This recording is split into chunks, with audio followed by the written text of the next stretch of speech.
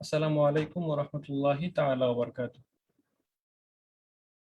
কিশোর কণ্ঠ ঈদ আড্ডায় আজকের উপস্থিত সকল দর্শককে মাসিক নতুন কিশোর কণ্ঠের পক্ষ থেকে আন্তরিক ধন্যবাদ এবং মোবারকবাদ জানাচ্ছি। ঈদ উল ফিতরের শুভেচ্ছা জানিয়ে আমরা আমাদের আজকের এই ঈদ আড্ডার সূচনা করছি। আল্লাহ রাব্বুল আলামিন আমাদেরকে ঈদ আড্ডা সুন্দরভাবে সম্পন্ন করার তৌফিক দিন, আল্লাহর কাছে এই প্রার্থনা করছি।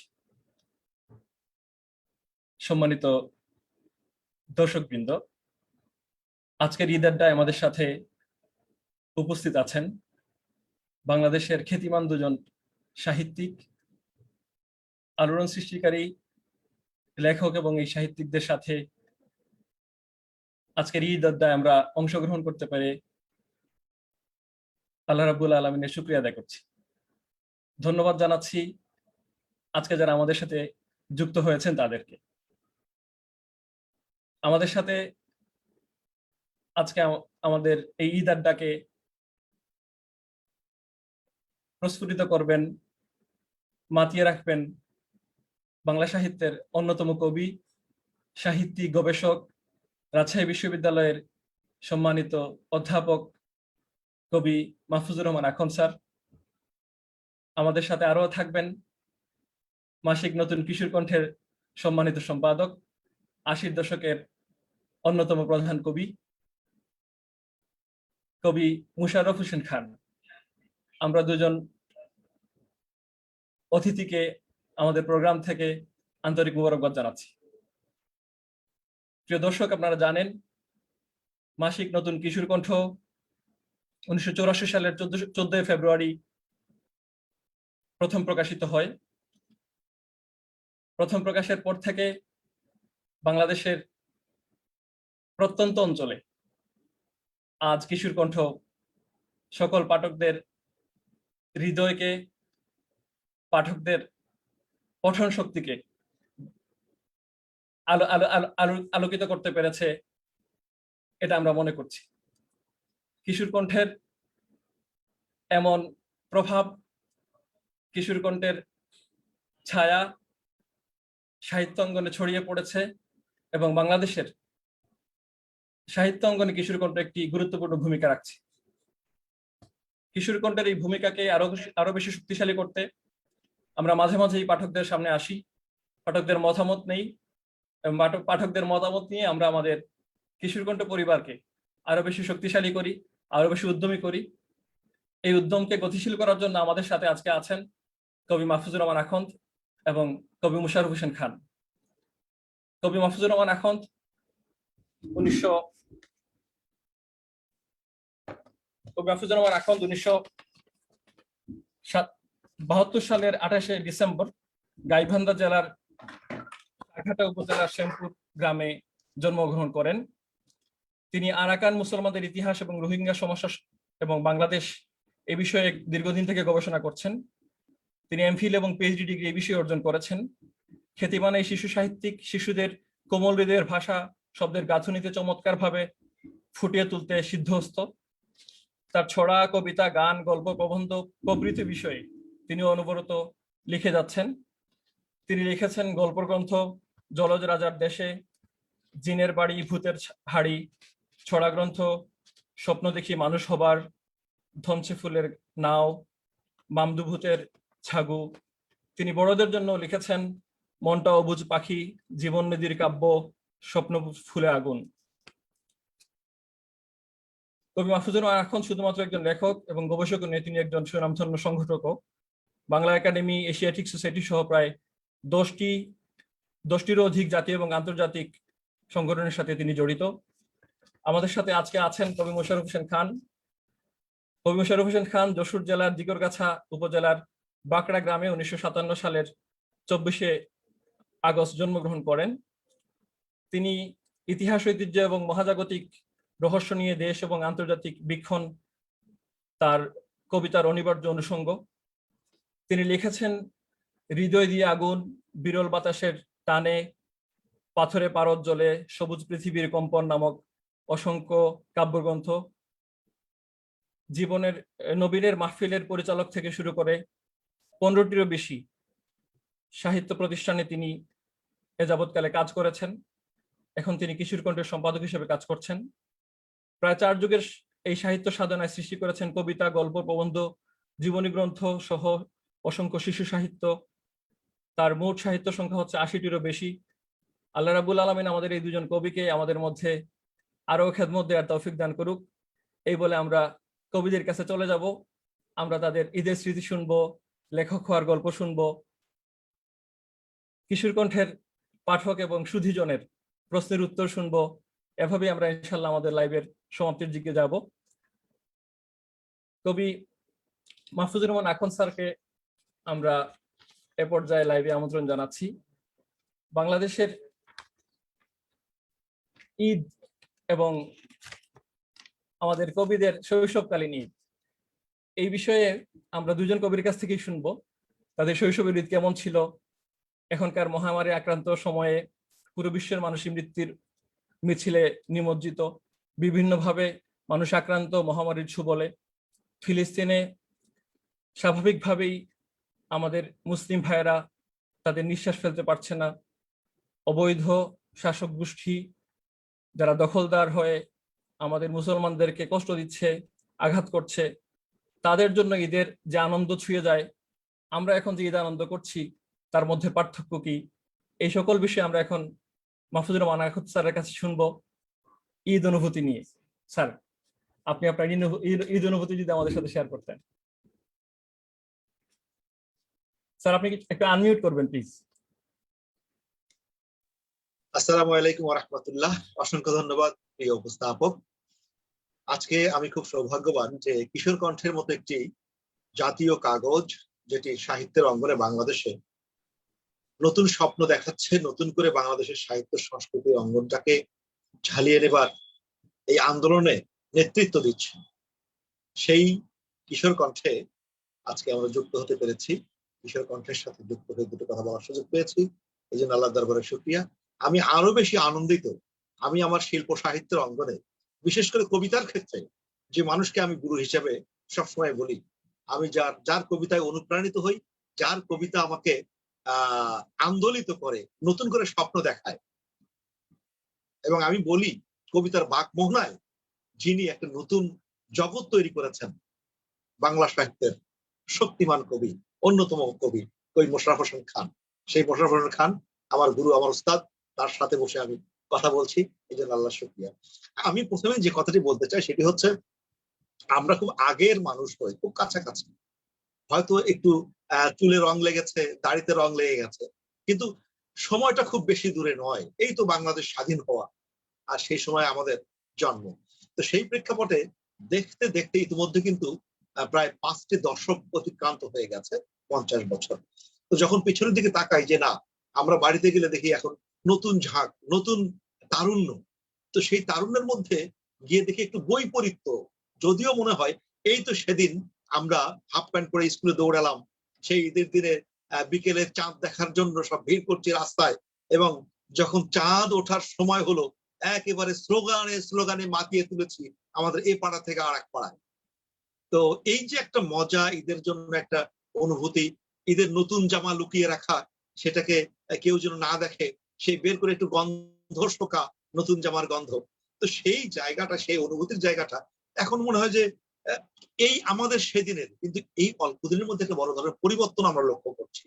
যে আমরা যে উচ্ছ্বাস নিতাম, যেভাবে সাহারিতে উঠবার জন্য একটা ভিতরে আকুলি বিকুলি ছিল, যে ধরনের একটা রোজার মধ্যে যে উচ্ছ্বাসটা পেতাম, ঈদের যে উচ্ছ্বাসটা পেতাম, এখন সবকিছু একটু ভার্চুয়াল কেন্দ্রিক হয়ে গেছে। আমাদের সময় আমরা ঈদ কার্ড তৈরি করবার জন্য চেষ্টা করেছি, নতুন ডিজাইন করে ঈদ কার্ড করে কাকে কাকে গিফট করবো, এখন সেটা ভার্চুয়ালে চলে গেছে। তো যাই হোক, আমি যে কথাটি বলছি যে রূপান্তর ঘটেছে, কিন্তু ঈদ ঈদ রয়ে গেছে, ঈদ ঈদই থাকবে। ঈদের মধ্যে যে তাকওয়ার যে বিস্ফোরণ, ইমানিয়াতের যে জায়গা, আমাদের শানিত হবার যে জায়গা, ভ্রাতৃত্ববোধে একত্রিত হবার যে জায়গা, সেটা আরো বেশি সুদৃঢ় হতে চলেছে ভার্চুয়ালের মাধ্যমে, যদি আমরা সেটাকে, সেই জায়গাটাকে ধরে নিতে পারি, সোশ্যাল যোগাযোগ মাধ্যমটাকে ধরে নিতে পারি। তো আমি মনে করি ঈদ আগের মতোই আছে, তবে একটু আগের চেয়ে চেতনাগত বিষয়টি ঠিক থাকলেও পদ্ধতিগত কিছুটা পরিবর্তন এসেছে। আর কিশোর কণ্ঠ তো আগের চেয়ে আরো বেশি কৈশোর এবং তারুণ্য দীপ্ত হয়েছে। আমার কাছে কিশোর কণ্ঠের অধিকাংশ ঈদ সংখ্যাগুলোই আছে, একটি লাস্ট সংখ্যাটা এখনো হাতে, তার মানে এখনো আরো বেশি চকমকে হয়ে উঠেছে। আলহামদুলিল্লাহ, আমি ধন্যবাদ। খুব আপ্লুত ধন্যবাদ মনে করছি। কবি মাহফুজুর রহমান আখন স্যারের কাছ থেকে আমরা ঈদ অনুভূতি শুনলাম। জীবনে যাদের হররোজ রোজা ক্ষুধায় আসে না নিদ, মুমূর্ষু সেই কৃষকের ঘরে এসেছে কি খুশির ঈদ। কবি কাজী নজরুল ইসলাম দীর্ঘদিন আগে এভাবেই কৃষকের ঈদকে সংজ্ঞায়িত করেছেন আমাদের কাছে। তারা ক্ষুধায় কষ্ট পায়, মুমূর্ষু অবস্থায় থাকে, কিন্তু তাদের ঈদ আসলে প্রকৃত ঈদ কখনোই হয় না। আমরা স্যারের কাছ থেকে ঈদ অনুভূতি শুনলাম। কবি মোশাররফ হোসেন খান স্যারের কাছ থেকে আমরা জানতে চাই যে কৃষকের ঈদ কি আসলে প্রকৃত অর্থে ফিরে এসেছে? দীর্ঘদিন আগে কবি নজরুল লিখে গিয়েছিলেন, এই কথার কি বাস্তবতা এখন আমাদের সমাজে রয়েছে? ওনার ঈদ অভিজ্ঞতার সাথে কৃষকের ঈদ নিয়ে একটু আলোচনা করবেন।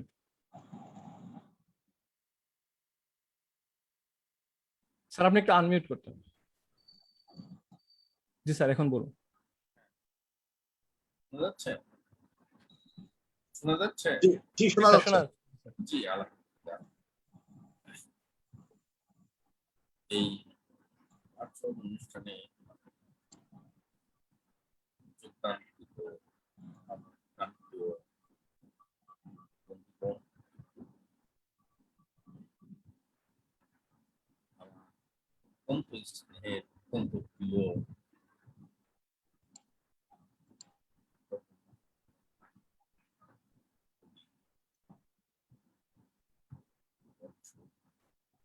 একটু সাউন্ড কম হচ্ছে ভাই।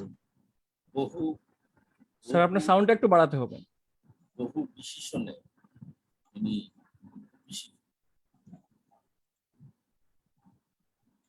এবং প্রিয় উপস্থাপক তারেক রহমান, সবাইকে আমি জানাচ্ছি ঈদ উত্তর আন্তরিক মোবারকবাদ, সালাম। আসসালামু আলাইকুম ওয়া রাহমাতুল্লাহ। ঈদ মোবারক। হ্যাঁ, আসলে যে কথাগুলো বলে গেছে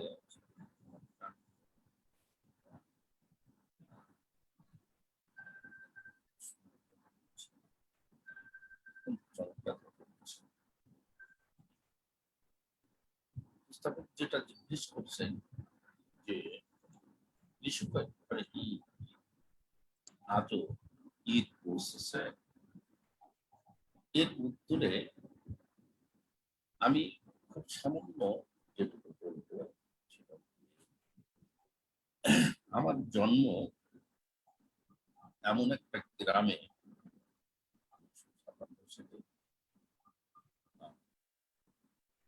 খান ভাই, আপনার কথাগুলো একটু কেটে কেটে আসছে, হ্যাঁ, একটু অস্পষ্ট হচ্ছে, আর একটু। হ্যাঁ, আমার কথাগুলো নাকি কেটে কেটে যাচ্ছে। হ্যাঁ, কথাগুলো অস্পষ্ট আসছে। আপনার সাইডে আর একটু জোরে বল। হ্যাঁ, সাইডে যিনি আছে আমি বলছি। হ্যাঁ, এখন শোনা যাচ্ছে, ঠিক আছে। হ্যাঁ, এখন ঠিক আছে। আসলে যখন পাকিস্তান সৃষ্টি হয়েছে 1947 সালে, তার ঠিক 10 বছর পরে 1957 সালে আমার জন্ম। 14 আগস্ট পাকিস্তানের সৃষ্টি হয়েছিল, আর 24 আগস্ট 1957, 10 বছর পরে আমার। এমন একটি গ্রামে আমার জন্ম এবং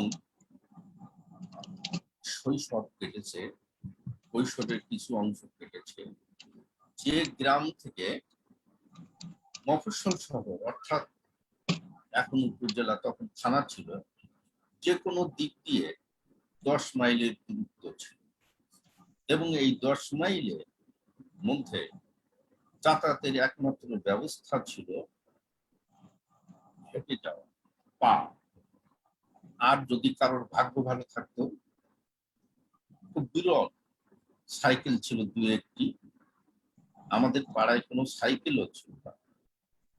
তো এমন একটি জায়গায় আমার জন্ম, বেড়ে ওঠা। সুতরাং আমি জানি যে কৃষকের ঘরে সে সময়ও ঈদ কতটা মানে দুরূহ ব্যাপার ছিল, ঈদের আনন্দ, সেটা আমি চোখে দেখেছি এবং উপভোগও করেছি। উপভোগ বলতে এটা ভালো অর্থে না, মানে প্রত্যক্ষদর্শী। ধন্যবাদ খুব কষ্ট লাগে কবি মোশাররফ হোসেন খান স্যারকে। আসলে মোশাররফ হোসেন খান ভাই যে কথা বলেছেন যথার্থই, যে কৃষকদের এবারের যে ঈদে শুধু কৃষক না, কৃষক, শ্রমিক, মেহনতি মানুষ, যারা খেটে খাওয়া মানুষ, প্রত্যেককেই ভীষণ ভীষণ রকমের কষ্টের মধ্যে এবার ঈদ করেছে, বিশেষ করে লকডাউনের কারণে, কোভিড-19 কারণে। আমরা মনে করি যে এই জায়গা থেকে ইনশাল্লাহ উত্তরণ ঘটবে। আল্লাহ আমাদেরকে কোভিড মুক্ত করবেন, আমাদেরকে একটা আলোর পথ দেখাবেন, এবং ঈদ সত্যিকারের যে সমতা, যে ভ্রাতৃত্ব, যে ঐক্য, যে সংহতি, যে ধরনের উদারতা নিয়ে উদারতার শিক্ষা দেয়, সেই শিক্ষাতে আমরা উদ্ভাসিত হতে পারবো। জি স্যার, ইনশাআল্লাহ ইনশাআল্লাহ আল্লাহর কাছে আমরা এই প্রার্থনা করছি, আল্লাহ রাব্বুল আলামিন যেন আমাদেরকে কৃষকের দুর্দশা থেকে বের হয়ে আসে আর আমাদেরকে মানবতার জন্য কাজ করার তৌফিক দান করেন। আমরা যেন সকলে মিলে সকলের জন্য কাজ করতে পারি, মানুষ যেন সকলের তরে হয়, আল্লাহ সেই তৌফিক আমাদেরকে দান করুন। স্যার মাহফুজুর রহমান আখন স্যারের কবি হওয়ার জীবনের কথাগুলো আমরা শুনবো। ওনার একটা বিখ্যাত গান আছে, ফুলের মতো ফুল হতে চাই, ফুলের মতো ফুল, যে ফুল পেলে নবীর পরশ, গন্ধ তার অকুল। স্যারের এই গানটার পিছনের গল্প এবং তার লেখক হয়ে ওঠার গল্পটা আমরা একটু শুনবো ইনশাআল্লাহ। স্যার যদি আমাদের বলতেন। অসংখ্য ধন্যবাদ। আসলে মোশাররফ হোসেন খান ভাইয়ের সামনে আমার লেখক হয়ে ওঠার গল্পটা বলতে একটু লাগে, যে উনি হচ্ছেন সত্যিকার অর্থে আমাদের বাংলা সাহিত্যের একটা অন্যরকম জায়গা। সেই জায়গায় আমরা তার পিছু ধরে পিছনে পিছনে দৌড়ানোর চেষ্টা করছি, আলহামদুলিল্লাহ। তো আমার যে বিষয়টি, যে পারিবারিক ভাবেই আমার পিতৃকুল মাতৃকুল তারা শিল্প সাহিত্যের সাথে ছিলেন। আমার বাবা নিজে একসময় খুব ভালো থিয়েটার করতেন। আমার দাদা তিনি খুব ভালো কবিতা লিখতেন এবং তিনি মসজিদে বক্তৃতা করতেন অনেক সময় কবিতার সুরে সুরে। তো এই তার সে পাণ্ডুলিপি গুলো আছে। এই জায়গা থেকে কবিতার প্রতি একটা ঝোঁক প্রবণতা এবং গানের প্রতিও ছিল। ছোটবেলায় সেই গ্রাম থিয়েটারের সাথে আমি যুক্ত ছিলাম। তারপরে আস্তে আস্তে টুকটাক লেখালেখি। আমি যখন ক্লাস 6-এ পড়ি তখন থেকে একটু ছড়া লেখার চেষ্টা করতাম। তারপরে ক্লাস 9-10-এ উঠে একটা গল্প লিখলাম। গল্প একটা কাগজে ছাপা হলো। এরপরে যখন আমি ক্লাস 10-এ থাকাকালীন এক জায়গায় একটা গল্প দিলাম, গল্পটা নেওয়ার পরে সিলেক্ট হলো, কিন্তু আমার গল্পটা ছাপলো না। আমি মাদ্রাসায় পড়ি। আচ্ছা আচ্ছা, এই হচ্ছে অপরাধ। যা হোক, পরে সম্পাদনাতেও আসলাম। তো ব্যাপারটা হচ্ছে লেখক হিসেবে আস্তে আস্তে বেড়ে ওঠার যে জায়গাটি, এই জায়গার মূল কেন্দ্রবিন্দু হচ্ছে পত্রিকা, হচ্ছে আমার কিশোর কণ্ঠ। তার আগে আমি বগুড়ায় স্থানীয় কাগজে লিখেছি, দৈনিক কাগজে লিখেছি। আমাদের মতিউর রহমান মল্লিক ভাই প্রথমে আমার লেখা দেখে মানে খুব বাহবা দিয়ে এসছেন, এবং এইভাবে আস্তে আস্তে হবে। কিশোর কণ্ঠ লেখক হয়ে ওঠার পিছনে যে কথাটা বলছি সেটা হলো যে লেখক হওয়ার যে স্বপ্ন ধরিয়ে দেয়া, এই জায়গা তৈরি করেছে আমাকে কিশোর কণ্ঠ। কিশোর কণ্ঠে লেখা ছাপার পরে আমি অনেক জায়গা থেকে যখন ফিডব্যাক পেলাম, এই তোমার লেখা পড়লাম কিশোর কণ্ঠে, এই আপনার এই লেখা পড়লাম কিশোর কণ্ঠ ভাইয়া, তখন মনে হলো যে হ্যাঁ, কিশোর কণ্ঠের পাঠক এসে। আর আরেকটা জিনিস, যে লেখকদের যে সম্মানী বলে একটা শব্দ আছে, যে লেখার পরে তাকে সম্মানিত করা হয় একটা খাম দিয়ে। আমার জীবনের এই প্রথম সম্মানীটা আমি পেয়েছিলাম কিশোর কণ্ঠ থেকে, একটা গীতি কবিতার, এবং সেই খাম পেয়ে আমার জীবনের, যে লেখক হলে এত বড় সম্মানী পাওয়া যায়, মর্যাদা পাওয়া যায়। ঢাকার একজন লেখক, বড় লেখক আমাকে ফোন করেছেন, তখন তো ফোন না, চিঠি দিয়েছেন, সম্মানী দিয়েছেন। আমি তখন মনে করলাম যে হ্যাঁ, এটা আমি হয়তো লিখতে পারছি বা লেখক হওয়া আমার পক্ষে সম্ভব। এই যে একটা স্বপ্ন ধরিয়ে দেয়া, আত্মবিশ্বাস গড়ে তোলা, তারপর থেকে তো আলহামদুলিল্লাহ লিখে যাচ্ছি, চেষ্টা করছি। শিশু সাহিত্যে লিখছি, ছড়া কবিতা লিখছি, গল্প, প্রবন্ধ, গবেষণার কাজটা তো আছেই। তো এই যে একটা পত্রিকা যে সামনের দিকে, স্বপ্নের দিকে নিয়ে যায়, সামনে স্বপ্ন ধরিয়ে দেয়, একটা প্রেরণা দিয়ে যায়, ধাক্কা দিয়ে দেয়, সেই জায়গাটা এখনো তৈরি হচ্ছে। এখনো যখন ঈদ আসলে মোশাররফ হোসেন খান ভাই যখন বলেন, এখন মাহফুজ ভাইয়া তাড়াতাড়ি এই কাজটা করে দাও, এই বিষয়ে একটা লেখা দিয়ে দাও, তার মানে একটা প্রেরণা তৈরি হয়। মোশাররফ হোসেন খান ভাই আমাকে ফোন করেছেন, মানে একটা প্রেরণার জায়গা তৈরি হয়, দৌড় দেবার একটা জায়গা তৈরি হয়। তো পত্রিকা যেমন একটা দৌড় দেওয়ার জায়গা তৈরি করেছে, পাশাপাশি আমাদের স্বপ্নের মানুষগুলো, আজকে মোশাররফ হোসেন খান ভাইয়ের কথা বলতেই হচ্ছে, বলতে হয় মতিউর রহমান মল্লিকের কথা, বলতে হয় আমাকে কবি গোলাম মোহাম্মদের কথা, আজকে বলতেই হয় খান ভাইয়ের যে বন্ধুবর সোলাইমান হাসান ভাই, হাসান আলিম ভাই, মুকুল চৌধুরী ভাই, চৌধুরী গোলাম মোল্লা ভাই, এই মানুষগুলো আমার লেখক হয়ে ওঠার পিছনে যে প্রেরণা জুগিয়েছেন, আলহামদুলিল্লাহ। সাহিত্যের পড়তে পড়তে স্যারের অবস্থান এবং উনাকে যারা অনুপ্রেরণা জুগিয়েছেন, সাহিত্য জগতে আসতে উৎসাহিত করেছেন, সকলের কথা শুনে আমাদের ভালো লেগেছে। আমাদের সাথে অনেক দর্শকই আছেন, আমরা আমাদের দর্শকদেরকে বলবো আমাদের ফেসবুক লাইভটি আপনাদের ওয়ালে শেয়ার করবেন। আমাদের সাথে যারা দর্শক আছেন আমরা তাদের কমেন্টও পড়ার চেষ্টা করবো ইনশাআল্লাহ। একজন দর্শক মন্তব্য করেছেন, রিফাত আহমেদ আব্দুল্লাহ বলেছেন, কয়েক বছর আগে ঈদ সংখ্যায় প্রকাশিত কবি মোশাররফ হোসেন খানের ঘটনার ঘনঘটা উপন্যাসটা এখনো ভুলতে পারিনি। সত্যিকার অর্থেই কবি মোশাররফ হোসেন খান বাংলা সাহিত্যে অনেক বেশি অবদান রেখেছেন। তিনি কবিতা দিয়ে মানুষকে জাগানোর চেষ্টা করেছেন, তরুণদের অন্তরকে জাগানোর চেষ্টা করেছেন, শিশুদেরকে পথ দেখানোর চেষ্টা করেছেন। আমরা কবি মোশাররফ হোসেন খানের কাছে যাব। তিনি ছেড়ে যাক পাল, ভেঙে যাক খাল, আসুক তমসা ঘুর, সপ্ত সিন্ধু পাড়ি দিয়ে তবু আনতেই হবে নতুন ভোর, এরকম উদ্দীপনামূলক কবিতা লিখেছেন। এই যে লেখার গল্প, এর লেখার পিছনের গল্প আমরা একটু মোশাররফ হোসেন খান স্যারের কাছ থেকে শুনবো। স্যার, আপনি আপনার লেখক হয়ে ওঠার গল্প আমাদেরকে শোনাবেন ইনশাআল্লাহ। সংক্ষেপে বলতে হবে, কারণ আমার প্রাণপ্রিয় পাঠক লেখক আছেন এখানে, আমি তাদেরকে শুধু সেটা হলো যে আমার লেখার বিষয়টি হলো একটু এই যে ঘটনার ঘনঘটা এইরকম আর কি, রহস্যিক। সেটা কিরকম যে আমার লেখার বিষয়, এই লেখার সূতিকাগারই হলো পিতার পাঠশালা। পিতার পাঠশালা। আমার আব্বাজান খুব ভালো লিখতেন, আমার দাদাজান খুব ভালো লিখতেন, পণ্ডিত ছিলেন, এখনো আছে। আব্বাজান মুখে মুখে আমি আর আমার মেয়া ভাই শ্রদ্ধ গত এই সাবেক এমপি মুহাদ্দিস আবু সাইদ ছিলেন, তার কামনা করছি, সেইভাবে সবার কাছে।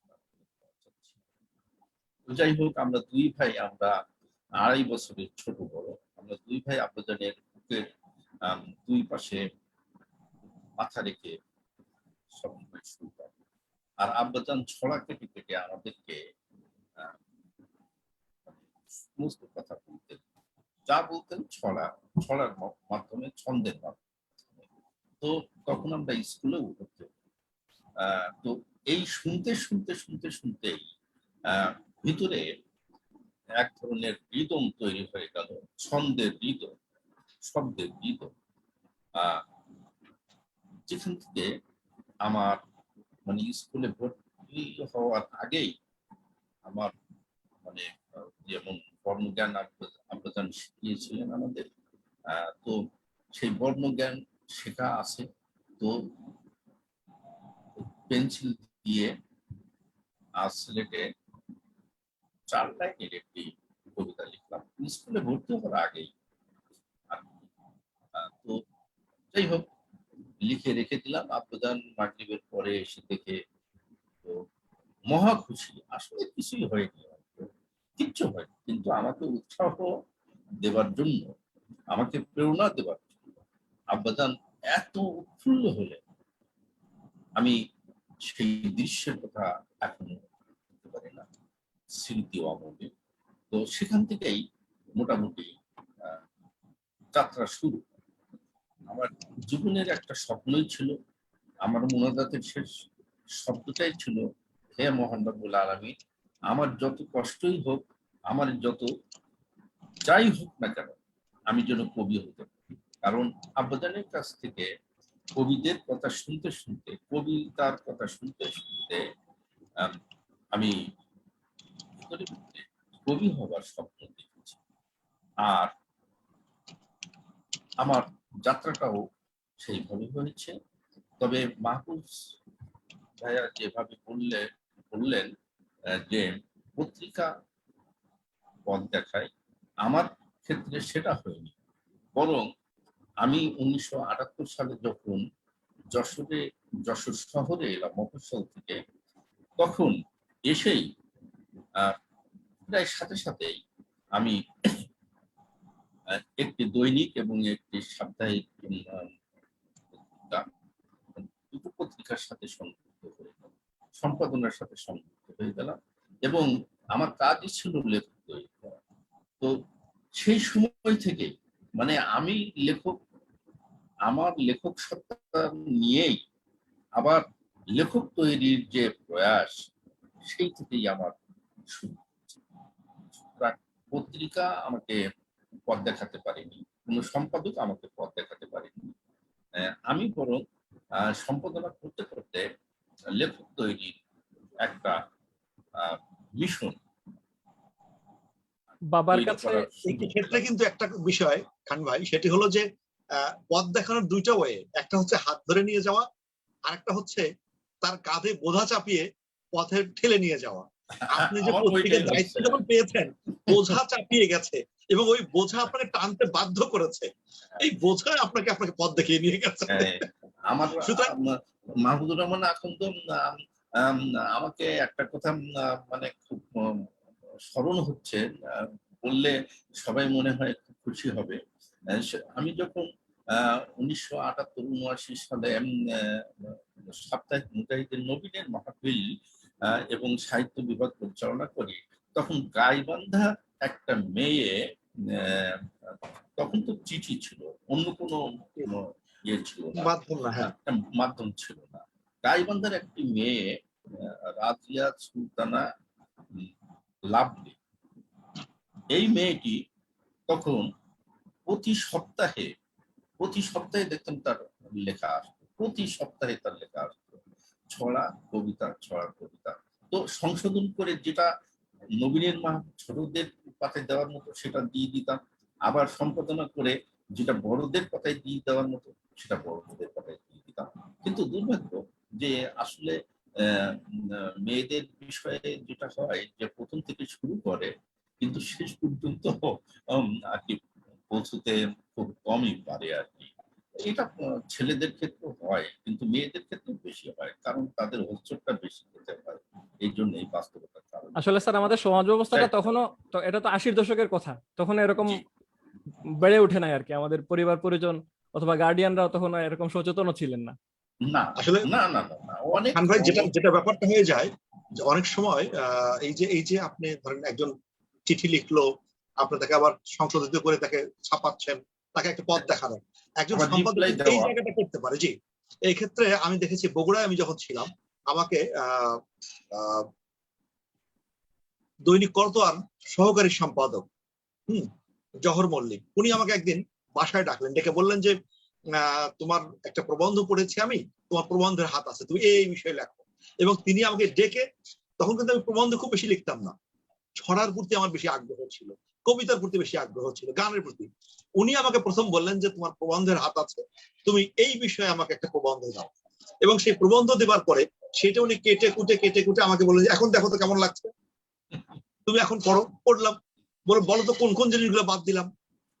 আমি দেখলাম হ্যাঁ, তো বলছি এইভাবে প্রবন্ধ লিখবা, প্রবন্ধ সুন্দর হবে।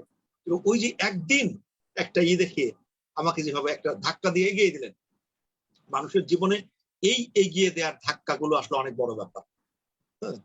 স্যার আমাদেরকেও মাঝে মাঝে মানে সম্পাদক স্যার অথবা আপনারা যখন বিভিন্ন লেখা কারেকশন করে দেন, সংশোধন করে দেন এবং উৎসাহ দেন, আমরা উৎসাহিত হই। আমরা মনে করি যে আজকের কিশোর কণ্ঠ মাহফুজুর রহমান আকন স্যারকে লেখক বানিয়েছে, স্যার বলেছেন। এরকম আমার মনে হয় হাজার হাজার তরুণকে কিশোর কণ্ঠ লেখালেখির প্রতি উৎসাহিত করছে।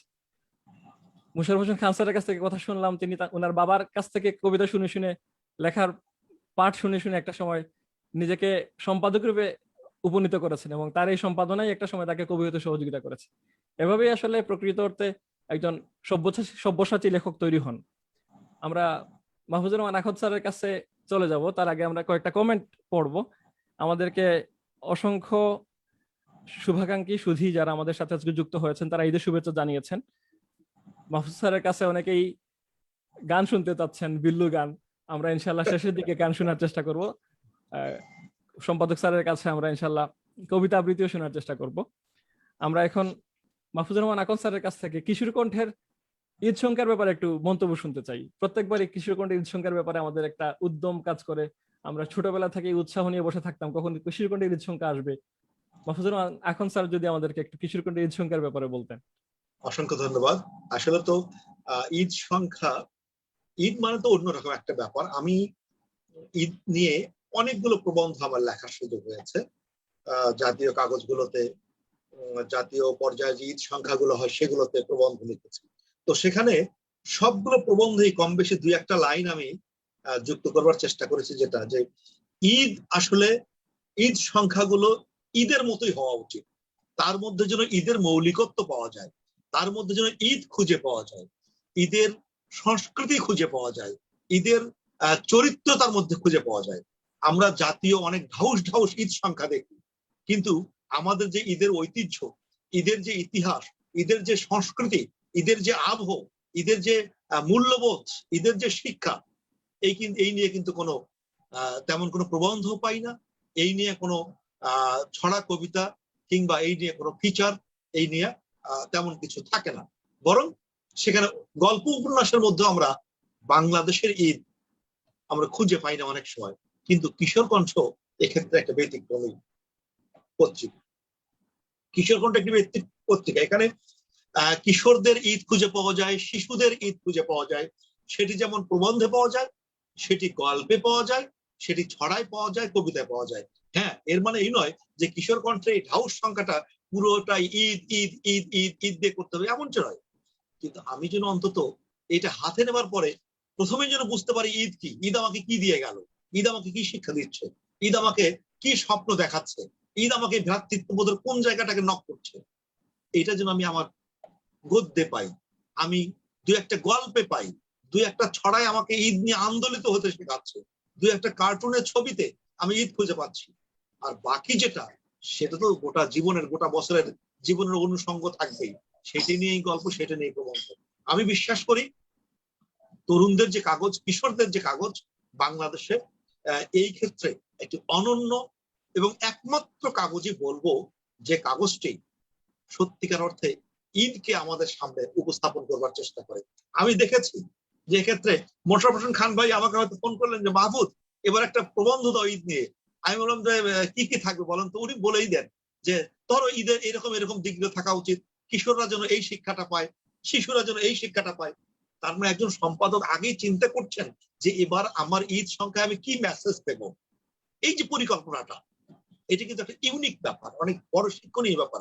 আমরা যারা সারা দেশে, এখানে আমি দেখছি যে অনেকেই এখানে উপস্থিত আছে যারা কমেন্ট করছেন, আমি কমেন্টগুলো দেখছি, তাদের নামগুলো দেখছি। অনেকেই বিভিন্ন অঞ্চলে ছোট ছোট কাগজ করেন, ছোট কাগজ সম্পাদনা করেন, অনেক ভালো ভালো রাইটার আমাদের সাথে যুক্ত আছেন।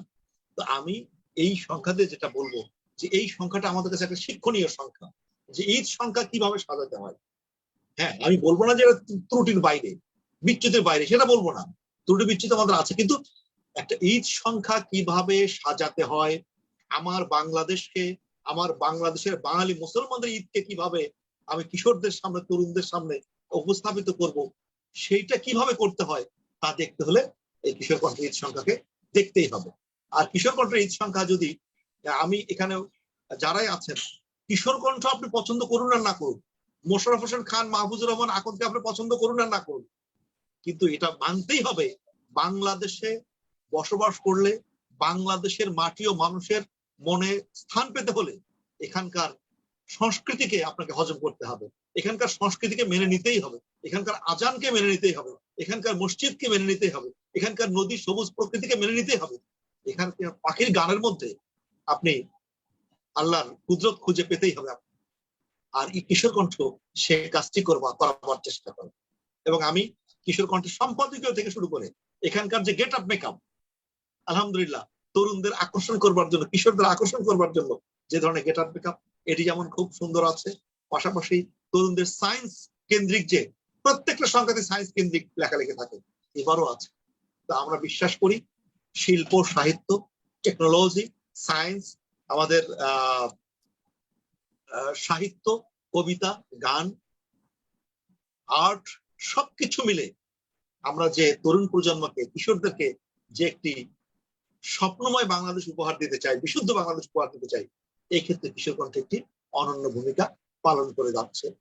একটি বিষয় আমি আরেকটু পরামর্শ দেবো, সেটি হচ্ছে যে কিশোর কণ্ঠ যেহেতু আমরা ঈদ সংখ্যা প্রত্যেক বছর করি, এখানে আরো একটু পরিকল্পিত ভাবে কিছু মানুষের লেখা যদি আমরা চিন্তা করি যে সামনের বছরে অমুকের এই বিষয়ে একটা লেখা নেব, আগে থেকে প্ল্যান করে তাকে একটু সেই বিষয়ে পরিচিত করে প্রয়োজনে সেই লেখাটা তার কাছে নিয়ে আবার তার কাছ থেকে করে নিয়ে, অর্থাৎ কিশোরদের আরো কি করে কিশোরদের মাঝামাঝি যাওয়া যায়। কারণ হচ্ছে কি, আমরা এখন ভার্চুয়ালে চলে যাচ্ছি, কিশোররা ভার্চুয়ালে চলে যাচ্ছে, তারা ফেসবুকে চলে যাচ্ছে, তারা এখন ইউটিউবে চলে যাচ্ছে, পাঠ থেকে দূরে যাচ্ছে।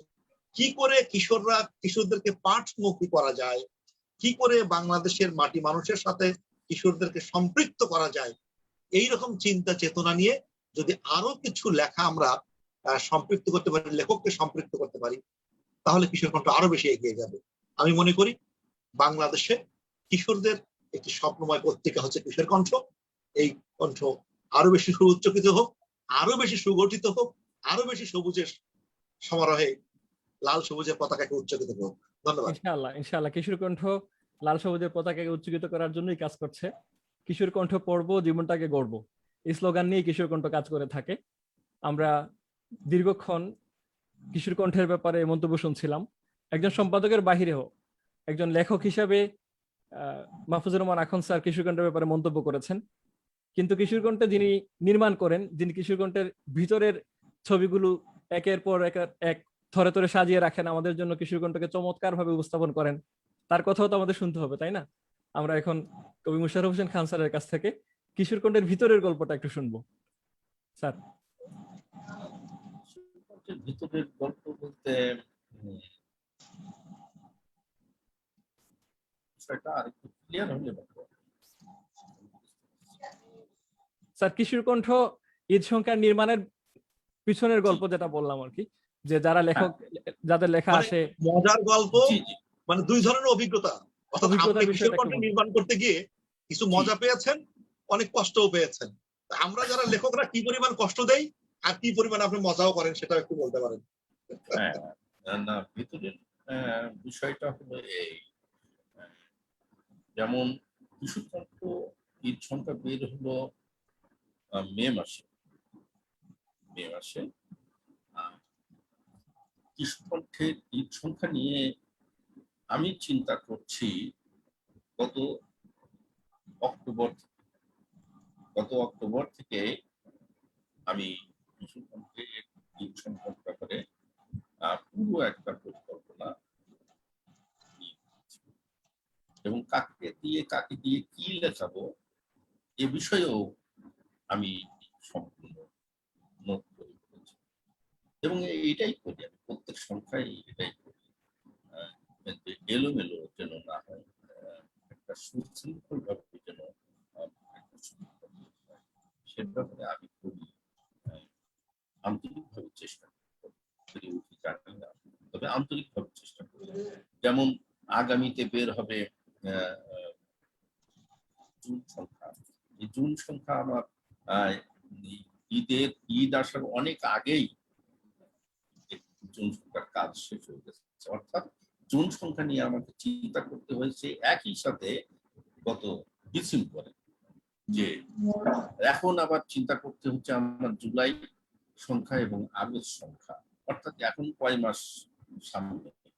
তো ঈদ সংখ্যা নিয়ে এই যে আমার মানে একটা স্পেশাল চিন্তা এবং পরিকল্পনা, এটা কিন্তু বছরব্যাপী কাজ করে মাথায়। যে গতবারই এরকম ছিল, এই বছর একটু ভেরিয়েশন আনার জন্য আবার কি করা যায়, এ ধরনের চিন্তা থাকে। যে কারণে লেখকেরও অনেক পরিবর্তন ঘটে, কিছুটা পরলেখকদের ক্ষেত্রে কিছুটা পরিবর্তন হবে। ইনশাআল্লাহ আগামীতেও আমি আল্লাহ পাকের রহমত যদি থাকে, যদি পাই, তাহলে এইভাবেই সুশৃঙ্খলভাবে ইনশাআল্লাহ আমাদের আমাদের মুহতারাম সম্পাদককে আল্লাহ রাব্বুল আলামিন আগামী বছরও চমৎকারভাবে কিশোরগঞ্জ ঈদ সংখ্যাকে সম্পাদনা করার তৌফিক দিক। আমরা এখন একটু ব্যতিক্রমী প্রশ্ন করব আমাদের মাহফুজুর রহমান আকন স্যারকে। প্রশ্নটা এরকম যে আপনারা যখন ছোট ছিলেন, আপনারা যখন শিশু ছিলেন অথবা কিশোরকণ্ঠ পড়ার উপযোগী ছিলেন, এখনো আমরা মনে করি আপনারা কিশোরকণ্ঠ পড়েন, এই কিশোরকণ্ঠ পড়ার যে সময়টা আপনাদের এই শিশুকাল এবং এখনকার শিশুকাল, আপনাদের শৈশব এবং এখনকার শৈশবের যে সাহিত্য চর্চা, সাহিত্যের প্রতি অনুরাগ, আমরা এখন যারা বড় হয়ে গেছি অথবা আমরা যারা বড় হচ্ছি অথবা আমরা যারা বেড়ে উঠছি, তাদের সাহিত্যের প্রতি অনুরাগের পার্থক্য দেখেন কিনা? কেমন মনে হয় আপনাদের প্রতি আপনাদের সাহিত্যের ঝুঁক আর আমাদের এখনকার সাহিত্যের ঝুঁকটা? হ্যাঁ, অনুরাগের পার্থক্য তো বটেই। আমি আমার বাসাতেই খেয়াল করি যে আমরা যখন কিশোর কণ্ঠ সে সময় আমাদের তো আসলে পড়ার খুব বেশি কাগজ ছিল না। আমরা কিশোর কণ্ঠ পড়তাম, আর একটা শিশু পত্রিকা আমরা পড়তাম। তো এই নিয়ে যে পত্রিকাটা পাওয়ার পরে এটা অনেকটা লুকিয়ে রাখার মতো, আমার হাত ছাড়ানোর যেন না হয়ে যায়, এটা নিয়ে একটু লুকিয়ে রাখা। মুরব্বীরা দেখলে আবার বকাঝকা দেবে, সামনে তোর পরীক্ষা, এখন এটা পত্রিকা পড়ছিস, লুকিয়ে রেখে রেখে সেটা আমরা পড়া। এবং এটা একটা জিনিস বারবার পড়া, যেটা ভালো লেগেছে বারবার পড়া। কিন্তু এখন যে বিষয়টি দেখছি যে আমাদের সন্তানরা তারা ভার্চুয়ালি বেশি এগিয়ে যাচ্ছে, তারা ভার্চুয়ালটাকে বেশি পছন্দ করছে। কিশোর কণ্ঠের পত্রিকা আমার বাসায় আসার আগেই তারা ই ম্যাগাজিনে বলতেছে, আব্বু এই লেখা আসছে, এবার লেখার খবর তাদের কাছে আছে, কিন্তু হয়তো খুঁটিয়ে খুঁটিয়ে পড়ার যে জায়গাটা, এটা কিন্তু আগের চেয়ে নষ্ট হয়ে গেছে। এবং এটা খানিকটা ওদেরও যেমন নষ্ট হয়েছে, এটা আমাদেরও নষ্ট হয়েছে। আমরা এখন যেমন এই খুঁটিয়ে খুঁটিয়ে পড়ার সময়গুলো আর পাচ্ছি না, আমাদের এখন সময়ের অভাব, নানান রকমের ব্যস্ততা, অমুক তমুক হাবি যাবি, এরপরও একটা ইচ্ছাই হোক অনিচ্ছাই হোক ভার্চুয়াল জগৎ আমাদের খানিকটা সময় খেয়ে নিচ্ছে। কিন্তু আমাদের সন্তানদের যে সময়টা আমাদের খুঁটিয়ে খুঁটিয়ে পড়ার একটা মানসিকতা ছিল, ঠিক সে বয়সেই এই বয়সের তরুণদেরকে আমরা দেখছি যে তারা খবর রাখছে কি কি হচ্ছে, ওই সেই সবকিছু ঠিক আছে, কিন্তু খুঁটিয়ে খুঁটিয়ে পড়ে যে ওটা স্বাদ আস্বাদন করা, কবিতার ভিতর থেকে মর্মটা বের করে নিয়ে আসা, একটা গল্পের একেবারে মূল মানে রসটা বের করে নিয়ে আসা পড়ে, এই জায়গাটা মানে টাচি জায়গাটা তৈরি হচ্ছে না। ফলে আমাদের সন্তানরা যারা লিখছে, তরুণরা যারা নতুনরা লিখছে, আমরা ওই টাচের জায়গাটা পাচ্ছি না, হৃদয় স্পর্শ করার জায়গাটা পাচ্ছি না, শব্দের উপমার বিভিন্ন উৎপ্রেক্ষার বিভিন্ন জায়গা। আজকে একটা অনুষ্ঠানে কবি আব্দুল হাই শিকদার বলছিলেন যে আমাদের শুধু লেখাগুলো পড়লে হবে না, লেখার মাঝখানে যে ফাঁকা জায়গাটা থাকে সেটাকে পাঠ করার ক্ষমতাও রাখতে হবে। তো আমরা সেটা হারিয়ে ফেলছি, লেখাগুলো পড়ারই সময় নাই, লেখার ভিতরে ফাঁকা জায়গাটা, সেই ছবিগুলোকে পাঠ করার সময় নেই। আমি মনে করি একটু পরিবর্তন এসেছে, তবে তারপরেও কিশোর কণ্ঠ আছে বলে অন্তত আমাদের সন্তানরা এটি নিয়ে তারা বালিশের কাছে রাখছে, উল্টাচ্ছে পাল্টাচ্ছে, দেখছে, পড়ছে। এটি যদি না থাকতো তাহলে হয়তো আমাদের তরুণ প্রজন্ম একেবারে অন্যরকম অবস্থায় চলে যেত কিশোরদের নিয়ে। তো ধন্যবাদ স্যার। আমি মনে করি এটা আমাদের জন্য অনেক বড় একটা নিয়ামত।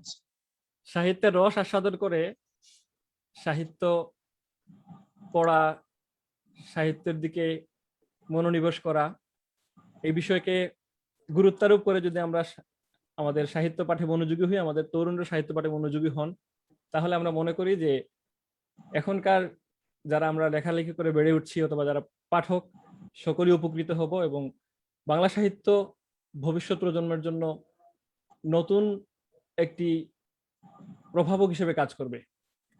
আমরা মুশাররফ হোসেন খান স্যারের কাছে যাব, তার আগে একটু কমেন্ট গুলা পড়ার চেষ্টা করব। অনেকেই আমাদেরকে স্মৃতিচারণ করার জন্য ধন্যবাদ জানিয়েছেন, অভিনন্দন জানাচ্ছেন। মাহফুজুর রহমান আখন স্যারকে বিশেষ করে সবাই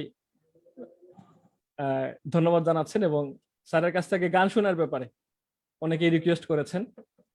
আমরা স্যারের কাছ থেকে গান শুনবো ইনশাআল্লাহ।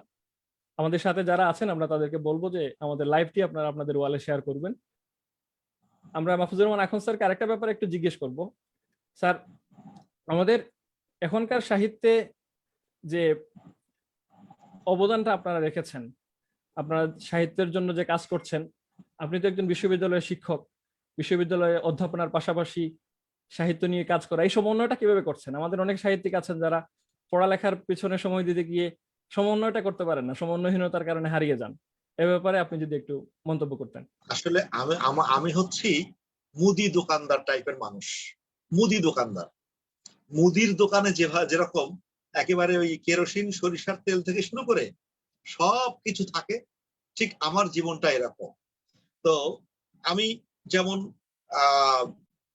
শিশু সাহিত্য করি, আমার সাহিত্যের একটি বড় জায়গা জুড়ে শিশু সাহিত্য, শিশুদের জন্য ছড়া লেখা, শিশুদের জন্য গান লেখা, শিশুদের জন্য প্রবন্ধ লেখা, শিশুদের জন্য গল্প লেখা, এইটি যেমন আমার করতে হয়, পাশাপাশি বড়দের জন্য যেটা কবিতা লেখা, প্রবন্ধ লেখা, বড়দের, আমি অবশ্য বড়দের জায়গায় গল্পটা খুব বেশি লিখি না, কথা সাহিত্যের ওই জায়গাটাতে। আর একটা বড় জায়গা আমাকে সময় দিতে হয় আমার গবেষণা, যেহেতু বিশ্ববিদ্যালয়ের শিক্ষকতা, সেখানে আমার গবেষণাটা হচ্ছে মূল বিষয়। এবং আমার শ্রদ্ধেয় স্যার, যার হাত ধরে আমার বেড়ে ওঠা, প্রফেসর ডক্টর মোহাম্মদ মহিবুল্লাহ সিদ্দিকী, তো তিনি খুব আক্ষেপ করে বলতেন যে মাহফুজুর রহমান আকন্দকে শিখালাম ইতিহাস আর সে হয়ে গেল কবি। তো এই জায়গাটা, তার আক্ষেপের জায়গাটাকে একটু শ্রদ্ধা আমি বরাবরই করি, এবং সে কারণে ইতিহাস নিয়ে আমার কিছু কাজ, আল্লাহ রহমতে প্রায় গোটা 7 মতো আমার ইতিহাসের বই আছে, যেগুলো বিভিন্ন বিশ্ববিদ্যালয়ে কলেজে অনার্স লেভেলে পড়ানো হয়। তো এই যে বই লেখা, ইতিহাসের কাজ করা, আমার মূল প্রেক্ষাপট হচ্ছে গবেষণার মূল জায়গা হচ্ছে রোহিঙ্গা। রোহিঙ্গাদের উপর আমি বাংলাদেশে প্রথম এমফিল করি, রোহিঙ্গাদের উপর বাংলাদেশে আমি প্রথম পিএইচডি করি, এবং প্রথম যে এই যে কাজটা শুরু করা রোহিঙ্গাকে নিয়ে, আজও আমার রিসার্চ ওরিয়েন্টেড, ওয়ার্ল্ড ওয়াইড আমি অনেকগুলো সেমিনার, সিম্পোজিয়াম রোহিঙ্গাদের নিয়ে করে থাকি। এগুলো যেমন একটা, অর্থাৎ শিশু সাহিত্য, বড়দের সাহিত্য, প্রবন্ধ, ইতিহাস লেখা, পাশাপাশি আমার গবেষণা, এর সাথে সাংস্কৃতিক সংগঠন। সারা দেশের মতিউর রহমান মল্লিক যে আমাকে যে প্রশিক্ষণটা দিয়ে গেছেন, যে সাংগঠনিক প্রশিক্ষণ, সেটাকে ধারণ করে রাখবার চেষ্টা করি। সারা দেশের শিল্প সাহিত্যের সংগঠনগুলোর সাথে যোগাযোগ রাখা, তাদের সময় দেয়া, তাদেরকে একটু শ্রম দেওয়ার চেষ্টা করি, এইটা একটা দিক। সবকিছু মিলিয়ে আমার ডিপার্টমেন্ট, আমার ক্লাস, আমি ক্লাসকে খুব এনজয় করি, আমার ডিপার্টমেন্টে আমার ছেলে মেয়েদের নিয়ে আমি খুব এনজয় করি, আমার ডিপার্টমেন্টে পিকনিক, আমার ডিপার্টমেন্টে আড্ডা, যে কোনো অনুষ্ঠানকে আমি এনজয় করি, তাদেরকে নিয়ে আড্ডা দিই। এই সব জায়গার মধ্যে আমার পরিবার আছে, আল্লাহ রহমান 3টে সন্তান আছে। সবকিছু মিলে আব্বা মা, ভাই বোন, সন্তান সন্ততি, আত্মীয় স্বজন, সবকিছু ম্যানেজ করে চলা। তবে একটি বিষয় আমার জীবনের খুব উল্লেখযোগ্য দিক, সেটি হচ্ছে আমার গুরু প্রফেসর মহিবুল্লাহ সিদ্দিকী, যিনি আমার শিক্ষা গুরু, আমার যার হাতে আমার এমফিল করা, যার হাতে আমার পিএইচডি করা। তো তিনি একটা জিনিস আমাকে শিখিয়েছেন যে দেখো, সাহিত্য এবং ইতিহাস দুটো ভিন্ন বিষয়, দুটোকে যেন এক করে না ফেলে। সাহিত্যের পরিভাষা আর ইতিহাসের পরিভাষা দুটো আলাদা রাখতে হবে। তো আমি অনেক চেষ্টা করে, আল্লাহর শুকরিয়া, আমি বিশ্বাস করি যে আমি এই দুটোকে রপ্ত করতে পেরেছি। যে সাহিত্য যখন লিখি তখন আমি পুরোপুরি সাহিত্যিক হয়ে যাই, ইতিহাস যখন লিখি তখন আমি সাহিত্যিক না, তখন আমি পুরোদমে ইতিহাসের ছাত্র। শিশু সাহিত্য নিয়ে যখন আমি কাজ করি তখন আমি ওই জায়গাটায় চলে যাই যে আমি লেখাটা কার জন্য লিখছি, যে এটা 12 থেকে 14 বছরের ছেলে মেয়েদের জন্য। তখন আমি আমার নিজেকে 12 থেকে 14 বছরের বয়সী নিয়ে যাই, এটা যাওয়ার চেষ্টা করি। আমি যখন তরুণদের জন্য লিখি, আমি সেই তারুণ্যের জায়গাটাতে নিয়ে যাওয়ার চেষ্টা করি। এইভাবে আস্তে আস্তে আস্তে আস্তে সেই সমন্বয়টা করা। তবে হ্যাঁ, এই সমন্বয়ের ক্ষেত্রে পরিবারের সাপোর্ট অনেক বড় ব্যাপার। আল্লাহ শুকরিয়া যে আমার সন্তানরা আমাকে সাপোর্ট করে, আমার স্ত্রী তিনি আমাকে সাপোর্ট করেন, আমার পরিবারের টোটালটাই একটা বড় ধরনের সাপোর্ট আমার আছে। তারা হেল্প করেন, সহযোগিতা করেন লেখালেখিতে, যে কারণে আমি চেষ্টা করি সমন্বয় করবো। অবশ্য অনেক সময় হয়ে ওঠে না, সমন্বয় করাটা কঠিন। গতকাল যেমন সকালে বেরিয়ে গেছি, অনেক রাতে ফিরেছি, ফিরে এই কিশোর কণ্ঠের এই নিয়ে কথা বলেছি, আবার একটা লাইভে ঢুকেছি, রাত 11:30 মধ্যে লাইভ করেছি। এই অবস্থার মধ্যে আজকে আবার সকাল থেকে একটা প্রোগ্রাম, কারণ আব্দুল্লাহ শিকদার এখন রাজশাহীতে। তো এই যে অবস্থান, তো সবকিছু মিলে ম্যানেজ করা একটু কঠিন হয়। তো আমাদের এক মুরব্বী বলেছিলেন যে সঞ্চিত করতে হলে, অর্থাৎ সঞ্চয় করতে হলে কোনো না কোনো জায়গায় একটু বঞ্চিত হতে হয়। তো সঞ্চিত আর বঞ্চিত দুটো তো একই পাশাপাশি শব্দ, কোনো কোনো জায়গায় অবশ্যই বঞ্চিত হয়, তবে তারা মেনে নেয়। আর আমিও চেষ্টা করি সবগুলো জায়গাতে পারত পক্ষে যতটা সময় দেয়া যায়। তো সকলের কাছে দোয়া চাই আল্লাহ যেন আমাকে সুস্থ রাখেন এবং সবার সাথে এই সময় দিয়ে কাজগুলো করার তৌফিক দান করেন। ধন্যবাদ স্যার, আপনার কাছ থেকে দীর্ঘক্ষণ সমন্বয়ের গল্প শুনছিলাম, কিভাবে আপনি সমন্বয় করেন পরিবার, লেখালেখি, অধ্যাপনা। আমরা মোশাররফ হোসেন খান স্যারের কাছে একটু জানতে চাইবো যে সম্পাদনাও করেন, কবিতাও লিখেন, সম্পাদনাও করেন, সংগঠন সংস্থা পরিচালনা করছেন, একজন গুরুত্বপূর্ণ সংগঠক হিসেবে কোন কাজটা বেশি উপভোগ করেন, সম্পাদনা নাকি লেখালেখি? স্যার। অনেক ধন্যবাদ। আসলে যদি একজন প্লেয়ার কয়েকটি খেলা জানে, যেমন ফুটবল, ক্রিকেট, হ্যান্ডবল, যদি এরকম হয় তাহলে কি হয়, তখন উনি যখন যেটা খেলেন মনোনিবেশটা তখন সেখানেই থাকে এবং সেটাই তার জন্য।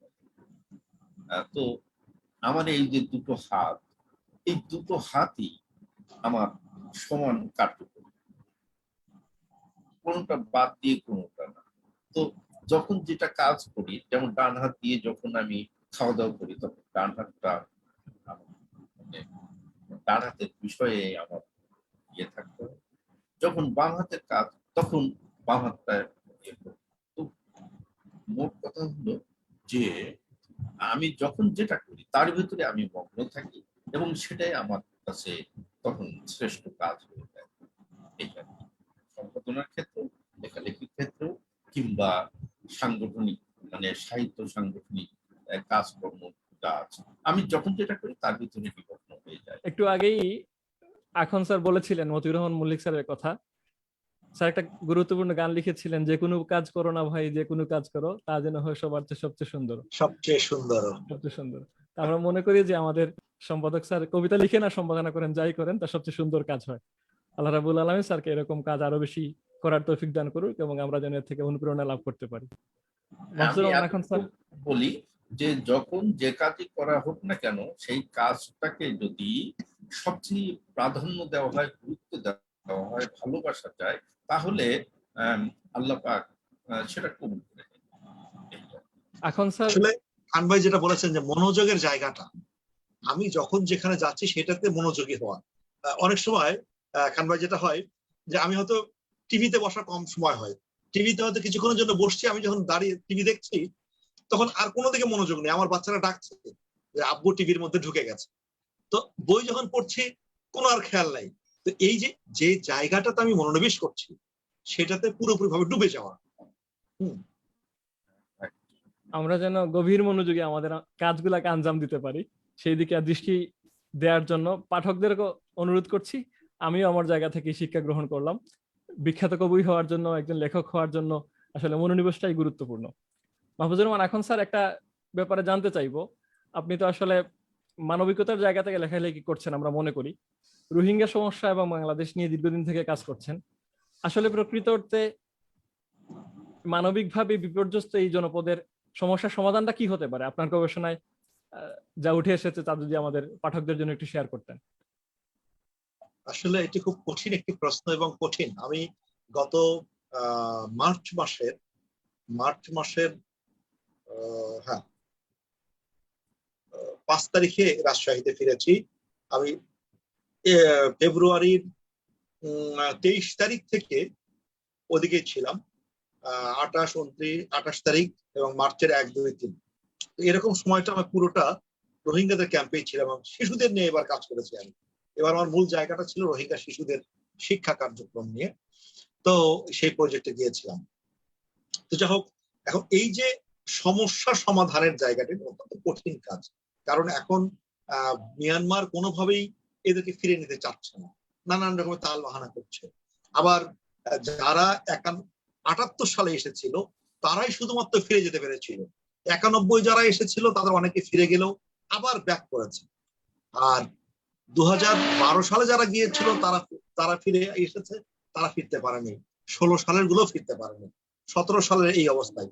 তো ক্রমশ ভিড় বাড়ছে এবং এখানে জনসংখ্যা বৃদ্ধি পাচ্ছে, নতুন নতুন সন্তান জন্ম হচ্ছে, নতুন নতুন মানুষের তৈরি হচ্ছে।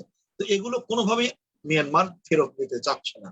আর আসলে এখানে বড় একটি প্রবলেম যে তারা মুসলিম পরিচয়ের মানুষ, তাদেরকে এটাই হচ্ছে তাদের হতভাগ্য, যেমনটি ফিলিস্তিনের একটাই দোষ, তারা মুসলমান। তো এইরকম দোষে দুষ্ট হওয়ার কারণে তাদের ভাগ্য পড়ছে। সমস্যা সমাধানের সুযোগ খুব কম। তবে অন্তত মানবিকতার দিক থেকে আমরা যেভাবে তাদেরকে সাপোর্ট করেছি, আমাদের সরকার তাদেরকে যেভাবে পুনর্বাসনের মানে স্টে করবার সুযোগ দিয়েছে, ঠিক সেইভাবে মানবিকতার দিক থেকে তাদের তরুণদেরকে, শিশুদেরকে যদি শিক্ষিত করে তোলা যায়, বার্মিজ শিল্প সাহিত্যের সাথে তাদেরকে আরো বেশি সম্পৃক্ত করা যায়, ইংরেজি বা টেকনোলজিক্যাল সাইডে তাদেরকে যদি আরো বেশি দক্ষ করা যায়, এরা হয়তো ইন্টারন্যাশনালি একটা কমিউনিকেশন তৈরি করে আন্তর্জাতিকভাবে একটা সলিউশনের পথ বের করে নিয়ে যদি যেতে পারে তাহলে সম্ভব। এছাড়া খুব কঠিন। অন্তত মানবিকতার দিক থেকে এই মানুষগুলোকে একটা সাস্টেইন করবার মতো, এই জাতিটাকে সাস্টেইন করবার মতো কিছু টিপস, কিছু প্রশিক্ষণ তাদের দরকার, সেটি কারিগরি এবং শিল্প সাহিত্যের জায়গা থেকে, বিশ্বাসের জায়গা থেকে। এটা করতে পারলে হয়তো কোনো একদিন তারা তাদের জায়গায় ফিরে যেতে পারবে। তাছাড়া এমনি খুব বেশি বিশ্বাস, ব্যবস্থাপনা এবং দক্ষতার জায়গায় যদি রোহিঙ্গাদেরকে স্বাবলম্বী করা যায়, আমরা মনে করছি যে তারা একটি গুরুত্বপূর্ণ জাতি হিসেবে এই পৃথিবীতে মাথা উঁচু করে দাঁড়াবে আমরা মনে করি। ধন্যবাদ আখন স্যারকে তার দীর্ঘ গবেষণার একটা সুনির্দিষ্ট নির্যাস আমাদেরকে শোনানোর জন্য। আমরা মুশাররফ হোসেন খান স্যারের কাছে একটু যাব। স্যারকে একজন প্রশ্ন করেছেন, কিশোর কণ্ঠে লেখা পাঠান, কিন্তু বিভিন্ন নিয়মাবলীর কারণে তার লেখা সব সময় প্রকাশিত হয় না। তো বিস্তারিত যদি কিশোর কণ্ঠে লেখা পাঠানোর নিয়মাবলী এবং কিশোর কণ্ঠে লেখা গ্রহণের পদ্ধতিটা একটু স্যার সবাই উদ্দেশ্যে বলতেন। প্রশ্ন যে করবে অন্তত কোথা থেকে করছেন নামটা বলতে না পারলেও কোন জেলা থেকে কিংবা নামটা একটু বললে ভালো হয়। কারণ চাঁপাইনবাবগঞ্জ থেকে। চাঁপাইনবাবগঞ্জ থেকে। আচ্ছা, তো কিশোর কণ্ঠের লেখার নিয়ম, কিশোর কণ্ঠের লেখার নিয়ম হলো যে কোনো সময় কিশোর কণ্ঠে লেখা দেওয়া যায়, কিন্তু লেখার নিয়মের ভিতরে একটু খেয়াল রাখা দরকার যে এখানে যেন কোনো রাজনৈতিক বিষয় আশয় না থাকে, এক অশ্লীলতা না থাকে, এরপরে বড়দের বিষয় যেটা ছোটরা অনেক সময় লেখে, এটা করাও না, প্রাসঙ্গিক হওয়া দরকার এই আর কি। তারপরে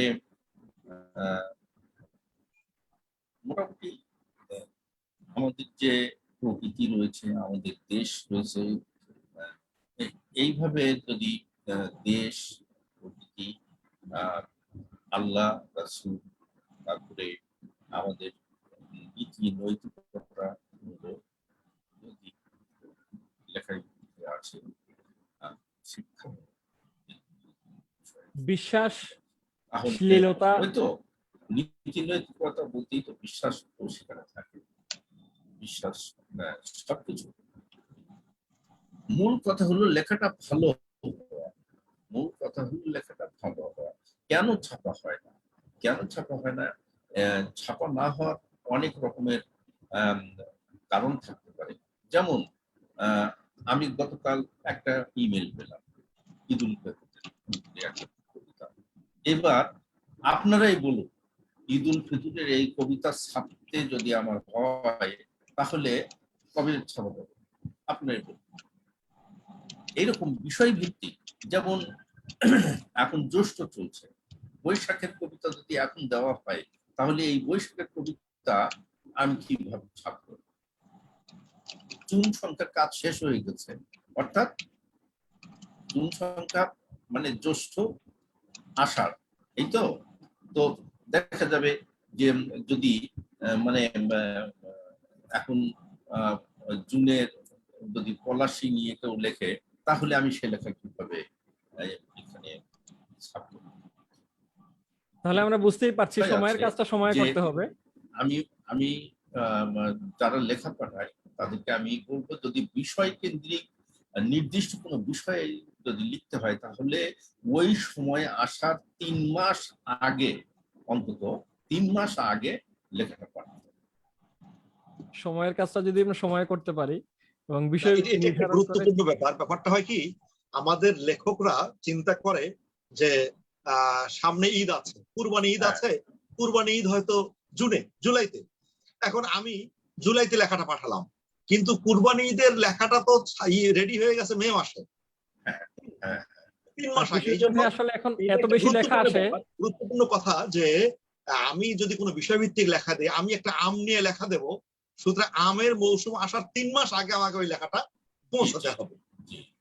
যেমন আকন্দ ভাইয়ের কাছ থেকে আমি যে লেখা নিয়েছি, এই লেখা আমাকে বলে যে কোথায় সেদিন আর আপনি এখন লেখা চাচ্ছেন। আমি বললাম না, 1 সপ্তাহের মধ্যে লেখা দিতে হবে। হ্যাঁ, তারপরে দেখি যে 1 সপ্তাহ চলে যাচ্ছে, রাত্রে আমি আবার ফোন দিচ্ছি, কি তোমার লেখা কই? হ্যাঁ, বলছে যে এখনো তো বহু সময়। আমি বললাম যে আমার ম্যাটার সব চলে গেছে, তুমি যদি কালকে দিতে পারো তাহলে আমি ধরাতে পারবো, তার না হলে কিন্তু সম্ভব, তাহলে নাই। তাহলে বুঝতে হবে যে আমাদের 3-4 মাস আগে, হ্যাঁ, যেহেতু মাসিক পত্রিকা, এই পত্রিকাটা প্রকাশ হয় কোথায়? ঢাকায়। আর এই পত্রিকাটা চলে যায় কোথায়? টেকনাফ থেকে তেতুলিয়া পর্যন্ত, নাকি? তো এই মাসের মধ্যেই তো, মানে চলতি মাসের 5 থেকে 10 তারিখের মধ্যেই যদি পাঠক তার পত্রিকাটা না পায়, কিংবা 20 তারিখের মধ্যে যদি পাঠক তার ওই মাসের পত্রিকাটা না পায়, তাহলে সে মানে পড়ার আগ্রহ কিভাবে রাখবে? সুতরাং আমাদের চিন্তা করতে হয় যে মাস আসার আগেই, অন্তত 10-15 দিন আগেই পত্রিকা বের করে ফেলা। এই চিন্তাটা আমরা আশা করি আমাদের পাঠক আমাদের প্রশ্নের উত্তরটি পেয়েছেন। দীর্ঘ সময় নিয়ে সম্পাদক আমাদের প্রশ্নের উত্তর দিয়েছেন। প্রকৃত অর্থে আসলে কিশোর কণ্ঠের লেখা এত বেশি আসে, এখন কার লেখা বাদ দিয়ে কার লেখা নেওয়া হবে, এটা একটা বড় সংকট ওনার জন্য, এবং এটা বড় পরীক্ষা। আসলেই কার লেখা মানে বাছাই করা যায়।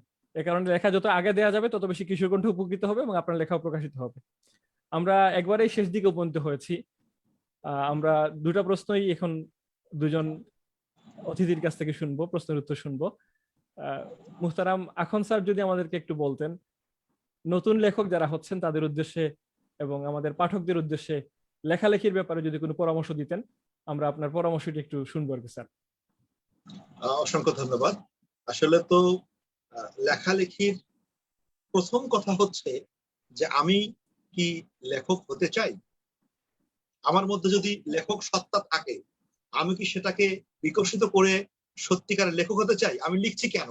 জীবন আমি কি লেখকের জন্য, মানে লেখক সত্তা হিসেবে আমি কি আমি নিজেকে বিলিয়ে দেব, নাকি শখের জন্য 2-1টা লেখা লিখছি?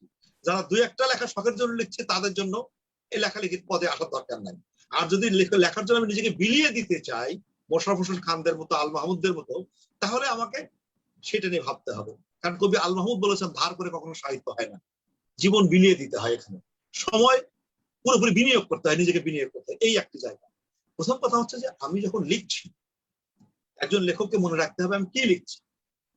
যদি ছড়া লিখি, তাহলে ছড়া কাকে বলে আমাকে জানতে হবে, ছন্দ কাকে বলে জানতে হবে, আঙ্গিক কাকে বলে জানতে হবে, কাদের জন্য লিখছি, কোন বয়সের জন্য লিখছি। তাহলে শব্দ চয়ন আমাকে বুঝতে হবে, কোন বয়সের জন্য কোন শব্দ দরকার, কোন ধরনের উপমা কোনটাতে দরকার। আমি যদি গীতি কবিতা লিখি, গান লিখি, তাহলে গান লিখতে হলে আমি গানটা কার জন্য লিখছি, বিষয়বস্তুটা কি, সেই বিষয়বস্তুর সাথে কোন ধরনের শব্দ যায়, কোন ধরনের ছন্দ যায়, কোন ধরনের উপমা এখানে ব্যবহৃত হতে পারে, এবং মূল্যবোধের জায়গাটা আমি কোন এলাকা কোন শব্দ দিয়ে টাচ করব, এগুলো নিয়ে চিন্তা থাকতে হবে। প্রবন্ধ যদি আমি লিখি, ঠিক একই কথা, আমি কার জন্য প্রবন্ধ লিখছি, কাদের, কোন পাঠক, সেই পাঠকের কোন ধরনের শব্দ, কোন ধরনের প্রবন্ধের গভীরতা, কোন ধরনের উপমা, ঘোর প্যাচ, মার প্যাচ, কোন ধরনের কৌশল তারা হজম করতে পারবে, সেই উপযোগিতাটাকে বুঝে আমাকে প্রবন্ধ লিখতে। আমি লিখছি কিশোরদের জন্য, কিন্তু শব্দ ব্যবহার করছি একেবারে বড়দের মতো করে, তাহলে তো চলবে না। আমি সেখানে শব্দের ৮-৬০ বাঁধন বলে এমন করে দিচ্ছি যেটা একেবারে বড়দের হজম করতেই সমস্যা হয়, সেটা শিশুদের জন্য তো সম্ভব না। এই জন্য আমি যাই লিখি না কেন, প্রবন্ধ হোক, ছড়া হোক, কবিতা হোক, গান হোক, গল্প হোক, যেটাই লিখি সেই সম্পর্কে আমার ধারণা থাকতে হবে, পড়াশোনা থাকতে হবে, আর কাদের জন্য লিখছি সেটা মাথায় থাকতে হবে। লেখার সময় আমাকে সেই বয়সে চলে যেতে হবে, সেই চঞ্চলতা, সেই অস্থিরতা, সেই স্থিরতা, সেই দক্ষতা নিয়ে আমাকে ওখানে বসতে হবে। তাহলে আমি মনে করি আমি একটা ভালো পাঠকের লেখা আমি দিতে পারবো, পাঠককে আমি টানতে পারবো। তো আসলে আমরা প্রথমেই সিদ্ধান্ত নেব আমি সত্যিকার অর্থে লিখতে চাই কিনা, জেনে বুঝে এই বিষ পান করতে চাই কিনা। আমি জেনে বুঝে বিষ করেছি পান, মোশাররফ হোসেন খান সেই বিষ চিবিয়েই যাচ্ছেন, হজম করছেন কেন? পাঠকের ভালোবাসায় সব বিষ হজম করে দিচ্ছেন। তো এই রকম মানসিকতা নিয়ে এগিয়ে যেতে হবে, এবং আমি বিশ্বাস করি যদি আমরা এভাবে এগিয়ে যাই।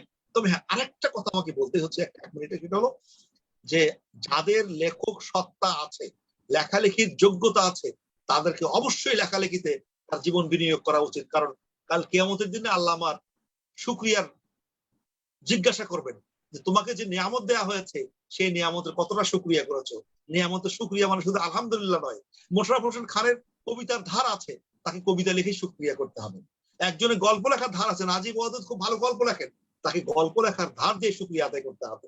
কেউ ভালো অনুবাদ করতে পারেন, তাকে অনুবাদ দিয়ে শুকরিয়া আদায় করতে হবে। অর্থাৎ যাকে আল্লাহ যে যোগ্যতা দিয়েছেন সেই যোগ্যতার বাস্তবায়ন করেই শুকরিয়া করতে হবে। অর্থাৎ পরকালের নাজাতের জন্য আমার যোগ্যতার বাস্তবায়ন আমাকে লেখক হতে হবে। তরুণরা, তাদের উদ্দেশ্যে আমার কথা হচ্ছে, আমি কিন্তু বুড়ো না, আমি কিন্তু এখন তরুণদের দলে। তরুণদের উদ্দেশ্যে আমার কথা হচ্ছে যে আমরা পড়বো, বেশি বেশি পড়বো, নিজেরা শিখবো এবং তারপরে বাস্তবায়নের চেষ্টা করবো। কবি আল মাহমুদের আরেকটি কথা বলে আমি শেষ করছি। তিনি বলেছেন, কেউ যদি 1000 পৃষ্ঠা পড়ে 1 পৃষ্ঠা লেখে, সেই লেখাটা স্থায়ী হয়ে উঠবে। তো সুতরাং আমাকে পড়তে হবে, প্রচুর পড়তে হবে। আমি তরুণদের অনেকে জিজ্ঞেস করি যে মোশাররফ হোসেন খানের কয়টা কবিতার বই পড়েছে। আমি অনেককে করে তাদেরকে স্ক্যান করে করে দিয়েছি, বই পাচ্ছে না, ঠিক আছে আমি স্ক্যান করে পাঠাবো, এই কবিতাগুলো পড়ো, তাহলে বুঝবো আধুনিক কবিতা কাকে বলে। ফরুক আমাদের এই কবিতাগুলো পড়ো, তাহলে বুঝবো আধুনিক কবিতা কাকে বলে। আমাদের পড়তে হবে, পড়া পড়া এবং পড়া, তারপরে লেখা। ধন্যবাদ। আমরা পড়া পড়া এবং পড়া, তারপরে লেখা, সিদ্ধান্ত, মনোনিবেশ এবং মানসিকতা, এই বিষয়গুলোকে যদি সামনে নিয়ে লেখালেখি করি, আমরা মনে হয় একজন প্রাজ্ঞ এবং বিজ্ঞ লেখক হতে পারবো, আমাদের লেখালেখি সমৃদ্ধ হবে। আমরা একটু পাঠকদের কমেন্ট পড়বো। আমাদের সাথে যারা আছেন তারা দীর্ঘক্ষণ ধরে আমাদের আলোচনা শুনছেন, আড্ডার সাথে সম্পৃক্ত আছেন। মুহিবুল্লাহ ফুয়াদ বলেছেন চমৎকার, ধন্যবাদ। সাফায়াত খান বলেছেন চমৎকার আয়োজন। নাইমুল হক নাইম বলেছেন আমার প্রিয় পত্রিকা কিশোর কণ্ঠ। মঞ্জিলা শরীফ অনেক ধন্যবাদ, তিনি বলেছেন অনেক সুন্দর আয়োজনের জন্য কিশোর কণ্ঠকে ধন্যবাদ জানিয়েছেন। এস এম শফিকুর রহমান ছোটবেলার প্রিয় ম্যাগাজিন কিশোর কণ্ঠ। জুলফিকার আলী মাহফুজুর রহমান আকন স্যারকে ধন্যবাদ জানিয়েছেন। মাহাদি কিশোর কণ্ঠের এই আয়োজনকে ধন্যবাদ জানিয়েছেন। মাহফুজুর রহমান আকন স্যার এবং আমাদের সম্পাদক কবি মোশাররফ হোসেন খান স্যারের কাছে স্বরচিত কবিতা এবং গান শোনার জন্য অনেকে অনুরোধ করেছেন। আমরা সকল পাঠককে শেষ পর্যন্ত থাকার জন্য অনুরোধ করছি। আমরা আশা করি আমরা কবির কাছ থেকে আবৃত্তি শুনবো এবং মাহফুজুর রহমান আকন স্যারের কাছ থেকে একটি গান শুনবো ইনশাআল্লাহ। আমরা এ পর্যায়ে একটু মোশাররফ হোসেন খান স্যারের কাছে যাব। স্যার, আমরা তো একবারে শেষ দিকে আছি, আপনার পক্ষ থেকে নতুন পাঠকদের জন্য, নতুন লেখকদের জন্য এবং যারা আমাদের কিশোর কণ্ঠ পড়েন তাদের জন্য বিশ্বাসের বার্তা দিয়ে আমরা একটি কবিতা আবৃত্তি শুনবো ইনশাল্লাহ। তারপরে এখন স্যারের কাছ থেকে একটি গান শুনবো, এর মাধ্যমে আমরা আমাদের লাইভের শেষ দিকে যাবো ইনশাল্লাহ। স্যার, আপনি যদি আমাদের উদ্দেশ্যে, সকলের উদ্দেশ্যে একটু আপনার শেষ কথাগুলো বলতেন। আলহামদুলিল্লাহ। আসলে আমি সকল সময় কিশোর কণ্ঠের যখন এই ধরনের এমন আয়োজন হয়, আমি বলি যে কিশোর কণ্ঠ কিন্তু 3 প্রজন্মের, এখন 4 প্রজন্ম হয়েছে, লেখক, পাঠক। সুতরাং এটা কোনো বয়স সীমার মধ্যে আবদ্ধ। আর যে ক্লাস 5-এ পড়ে সেও লেখে, আবার যার বয়স, যেমন দেওয়ান মোহাম্মদ আদুরব 90 বছর, 91 বছরেও কিন্তু কিশোর কণ্ঠে। আর এই মাঝখানে যে বয়সগুলো রয়েছে, সকল বয়সের লেখক আছে, সকল বয়সের পাঠকও আছে। তো যারা নতুন লিখছেন, যারা নতুন লিখছে কিংবা হয়তো আমি বলছি নতুন, আসলে তারা হয়তো আরো বেশি দিন লিখছে, যাই হোক, কিন্তু মাহমুদুর রহমান আখন্দ ওই যে একটি কথা বলছি যে আমি কি আমি কি লিখছি, কাদের জন্য লিখছি, কেন লিখছি, এই বিষয়টি যদি মাথায় থাকে তাহলে সেই লেখাটি অবশ্যই লিখতে। আমারও পরামর্শ এটাই যে আমরা যেই লিখি না কেন তিনি বয়স্ক হন, যুবক হন কিংবা নতুন, আমি প্রত্যেকের জন্য এটা অনুরোধ করব যে লেখাটা যেন মার্জিত হয়, লেখাটা যেন আসলেই লেখা হয়ে সেদিকে খেয়াল রাখতে হবে। আরেকটি বিষয় হলো এই যে একটি কথা আজকে আমি সংযোজন করব এবং বলবো, সেটা হলো অন্য কিশোর পত্রিকার সাথে কিশোর কণ্ঠের পার্থক্যটা। কিশোর কণ্ঠ যদি অন্য পত্রিকার মধ্যে হতো তাহলে তো কিশোর কণ্ঠ বের করার কোনো প্রয়োজন হতো না, কারণ কিশোর কণ্ঠ বিক্রি করে, কিশোর কণ্ঠ প্রকাশ করে বাড়ি গাড়ি, তারপরে ফ্ল্যাট কেনা কিংবা ব্যবসা করা, এটা কিশোর কণ্ঠের কোনো উদ্দেশ্য না, লক্ষ্য না, মিশনও না, ভীষণও। বরং ভর্তুকি দিয়ে ঋণগ্রস্ত হয়েও কিশোর কণ্ঠ প্রকাশ করা হয় একটি মাত্র কারণ, সেটা হল যে কিশোর কণ্ঠ শুধুমাত্র অন্য কিশোর পত্রিকাগুলো শুধু পত্রিকা, কিন্তু কিশোর কণ্ঠ যেমন একটি পত্রিকা তেমন একটি পাঠশালা এবং আশ্রয় কেন্দ্র। যেমন দুর্গত, যখন বন্যা প্লাবনা আসে তখন দুর্গত মানুষগুলো একটা আশ্রয় নেওয়ার জায়গা পায়, কিশোর কণ্ঠ হলো সেই জায়গা। যে এখানে পাঠশালা বলছি, যারা নবীন লেখক ছিল এখন তারা অনেক অনেক বড় লেখক হয়ে গেছে, মাহমুদুর রহমান আখুন এবং তাদের চেয়েও অনেক বয়স্ক লেখক আছে, আমি তাদের নাম এখন বলছি না, তারা বড় বড় কবি হয়ে গেছে, বড় বড় গল্পকার হয়ে গেছে, বড় বড় এক একজন উপন্যাসিক হয়েছে, সায়েন্স ফিকশন লেখে বিশাল বিশাল ইয়ে হয়ে গেছে। কিশোর কণ্ঠ থেকে তাদের লেখা ছিঁড়িয়ে কেটে মার্জনা পরিমার্জনা করে তারপরে কিন্তু সেই সমস্ত লেখা ছাপতে ছাপতে তারা লেগেছিল, ছাপতে ছাপতে ছাপতে ছাপতে এক সময়ে তারাই এখন পরিণত হয়েছে, তারাই এখন অনেক ছায়া দিতে পারে, অনেক পাখির আশ্রয় স্থল হয়ে গেছে। তো কিশোর কণ্ঠ এরকম একটা আশ্রয় স্থল যে এখানে নবীন লেখকদের যেমন এখানে পাঠশালা বলেছি, যেভাবে শিক্ষা দেওয়া হয় যে কিভাবে লিখতে হয়, কিশোর কণ্ঠ যদি কেউ পড়ে বা মনোযোগ দিয়ে পড়ে, মাহফুজ যেরকম বলেছিল যে খুঁটে খুঁটে পড়া, যে খুঁটে খুঁটে যদি পড়ে তাহলে কিভাবে লিখতে হয় তার একটা কৌশল এর ভেতরে কিন্তু থেকে যায়। আবার আমাদের কিশোর কণ্ঠ যেমন অন্য পত্রিকায়, আমি কিশোর পত্রিকায় আমি কোন পত্রিকার নাম নিচ্ছি না, অন্যান্য কিশোর পত্রিকা আছে, আমি একজন কবি, আমি গল্প লিখি, ছোটদের গল্প লিখি, বড়দের গল্প লিখি, আমি ছোটদের উপন্যাস লিখি, বড়দের উপন্যাস লিখি, ছোটদের প্রবন্ধ লিখি, বড়দের প্রবন্ধ লিখি। আমি যদি আমার লেখা সেই সব কিশোর পত্রিকায় দেই তাহলে তারা ছাপবে না, মেরুকরণ করে আমার লেখা তারা ফেলে দিয়ে দেবে। কিন্তু একসময় এটা ছিল না, 70 দশকেও এটা ছিল না, 80 দশকের প্রথম দিকেও এটা ছিল না, পরবর্তীতে এই মেরুকরণ শুরু হয়ে গেছে। কিশোর কণ্ঠ একটি মাত্র পত্রিকা যেখানে যেখানে মানে যেখানে ছোট বড় ধর্ম ভেদাভেদ বর্ণ সবকিছু ঊর্ধ্বে এখানে সকল লেখকের একটা আশ্রয়স্থল কিশোর কণ্ঠ। ধন্যবাদ। সেটা কিশোর কণ্ঠ খুললেই ধন্যবাদ বোঝা যাবে যে এখানে কারা লিখছেন, দেখা যাবে যে অন্য মতাদর্শের লোক আছে, নানা মতাদর্শের লোকও এখানে লিখতেছে এবং অন্যান্য ধর্মের লোকও এখানে লিখতেছেন। এই অবারিত দরজা খুলে যাচ্ছে কেবল কিশোরগঞ্জ। আলহামদুলিল্লাহ। এই জন্যে আমি সকলের প্রতি অনুরোধ করব, যারা লেখেন যে তারা মানে কোনো নিয়ে, কোনো বিদ্বেষ নিয়ে, কোনো প্রকার অশালীন ভাষা প্রয়োগ করে কিছু লিখবে না।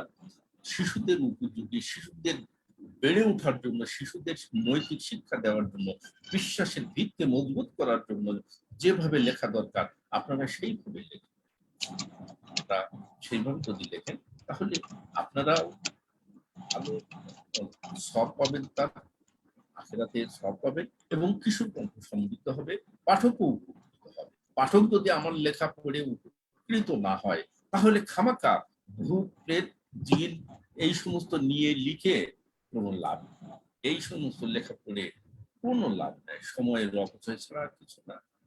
আমি এই জন্য খান ভাই, এটাও একটা গুনাহের কাজ।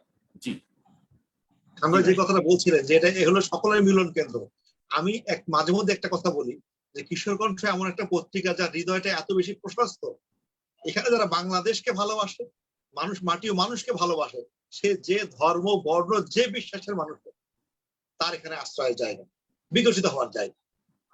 হ্যাঁ, এই যে একটা উদারতা প্ল্যাটফর্ম, এটি কিন্তু কেউ দিতে পারে না। এই জায়গাটা কিশোরগঞ্জ করতে পেরেছে এবং এটাই কিশোরগঞ্জের অনেক বড় একটা সফলতা। সত্যিকার অর্থে কিশোরগঞ্জ একটা বড় ছায়াদানকারী বৃক্ষ হয়ে গেছে। আমরা দুজন লেখকের কাছ থেকে দীর্ঘ সময় থেকে বিভিন্ন ব্যাপারে তাদের মতামত, ঈদের, শৈশবকালীন ঈদ, বর্তমান সময়ের ঈদ, পুরো বিশ্বব্যাপী মানবতার যে বিপর্যয় তার থেকে উত্তরণের পথ, এইরকম সুন্দর সুন্দর গুরুত্বপূর্ণ ব্যাপারে আমরা কথা শুনছিলাম।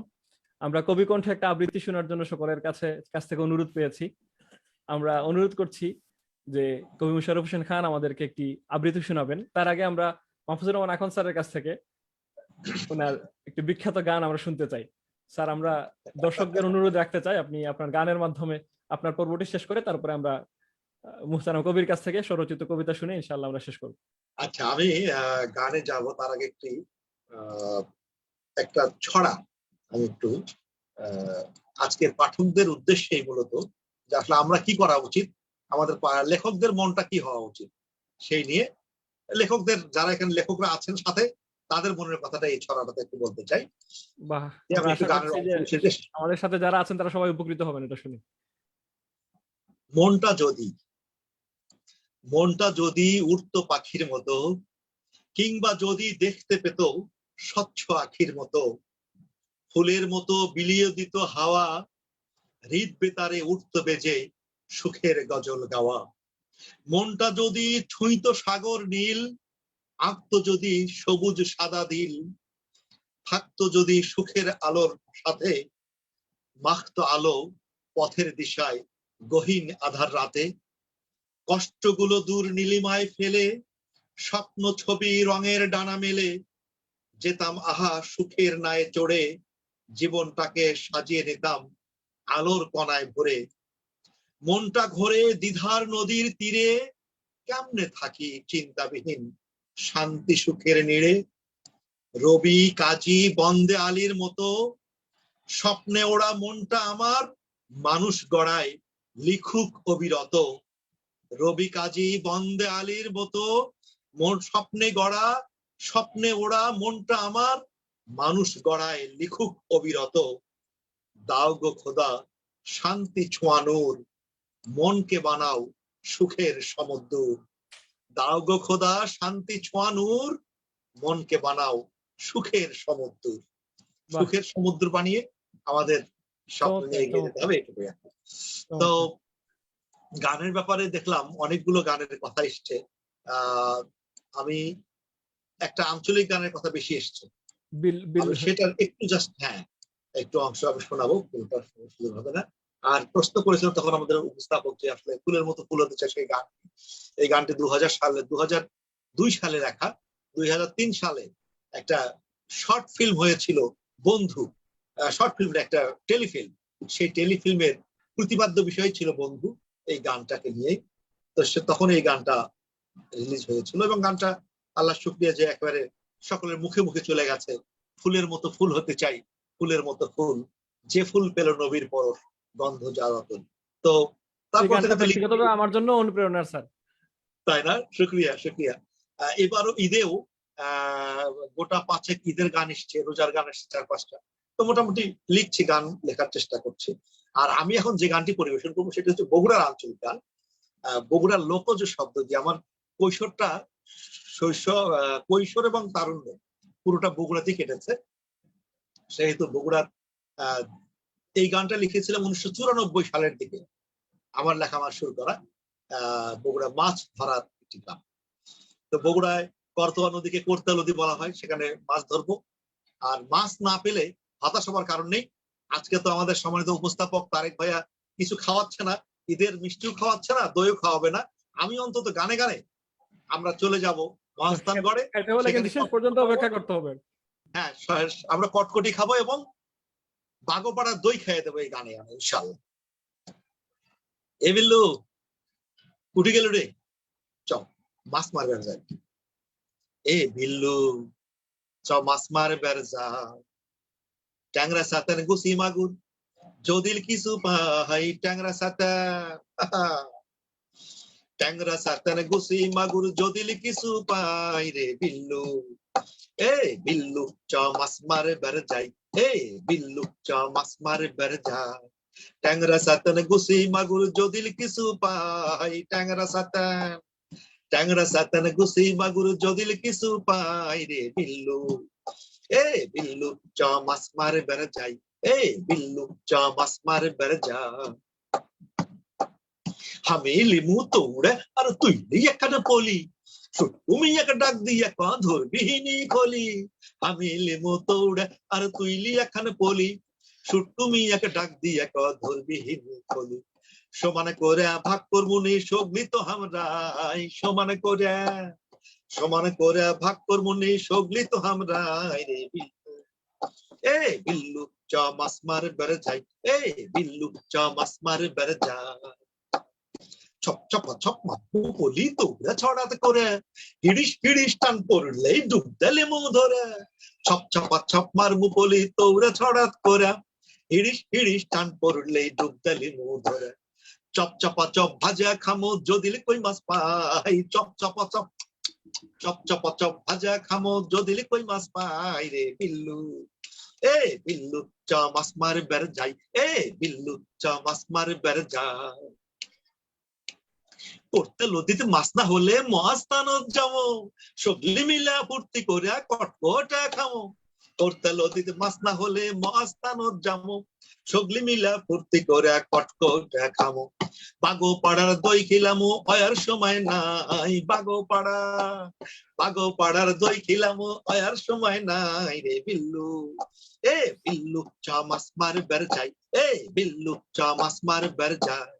ট্যাংরা সাতান গুছি মাগুর যদিল কিছু পাই, ট্যাংরা সাতান গুছি মাগুর যদিল কিছু পাই রে বিল্লু।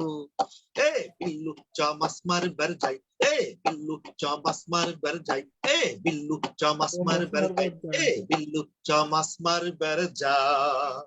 বাহ বাহ, চমৎকার চমৎকার। বিল্লুকে নিয়ে আমরা মাছ মারতে যাবো, কটকটি খাবো, দই খাবো। আমরা ইনশাল্লাহ বগুড়াও যাব।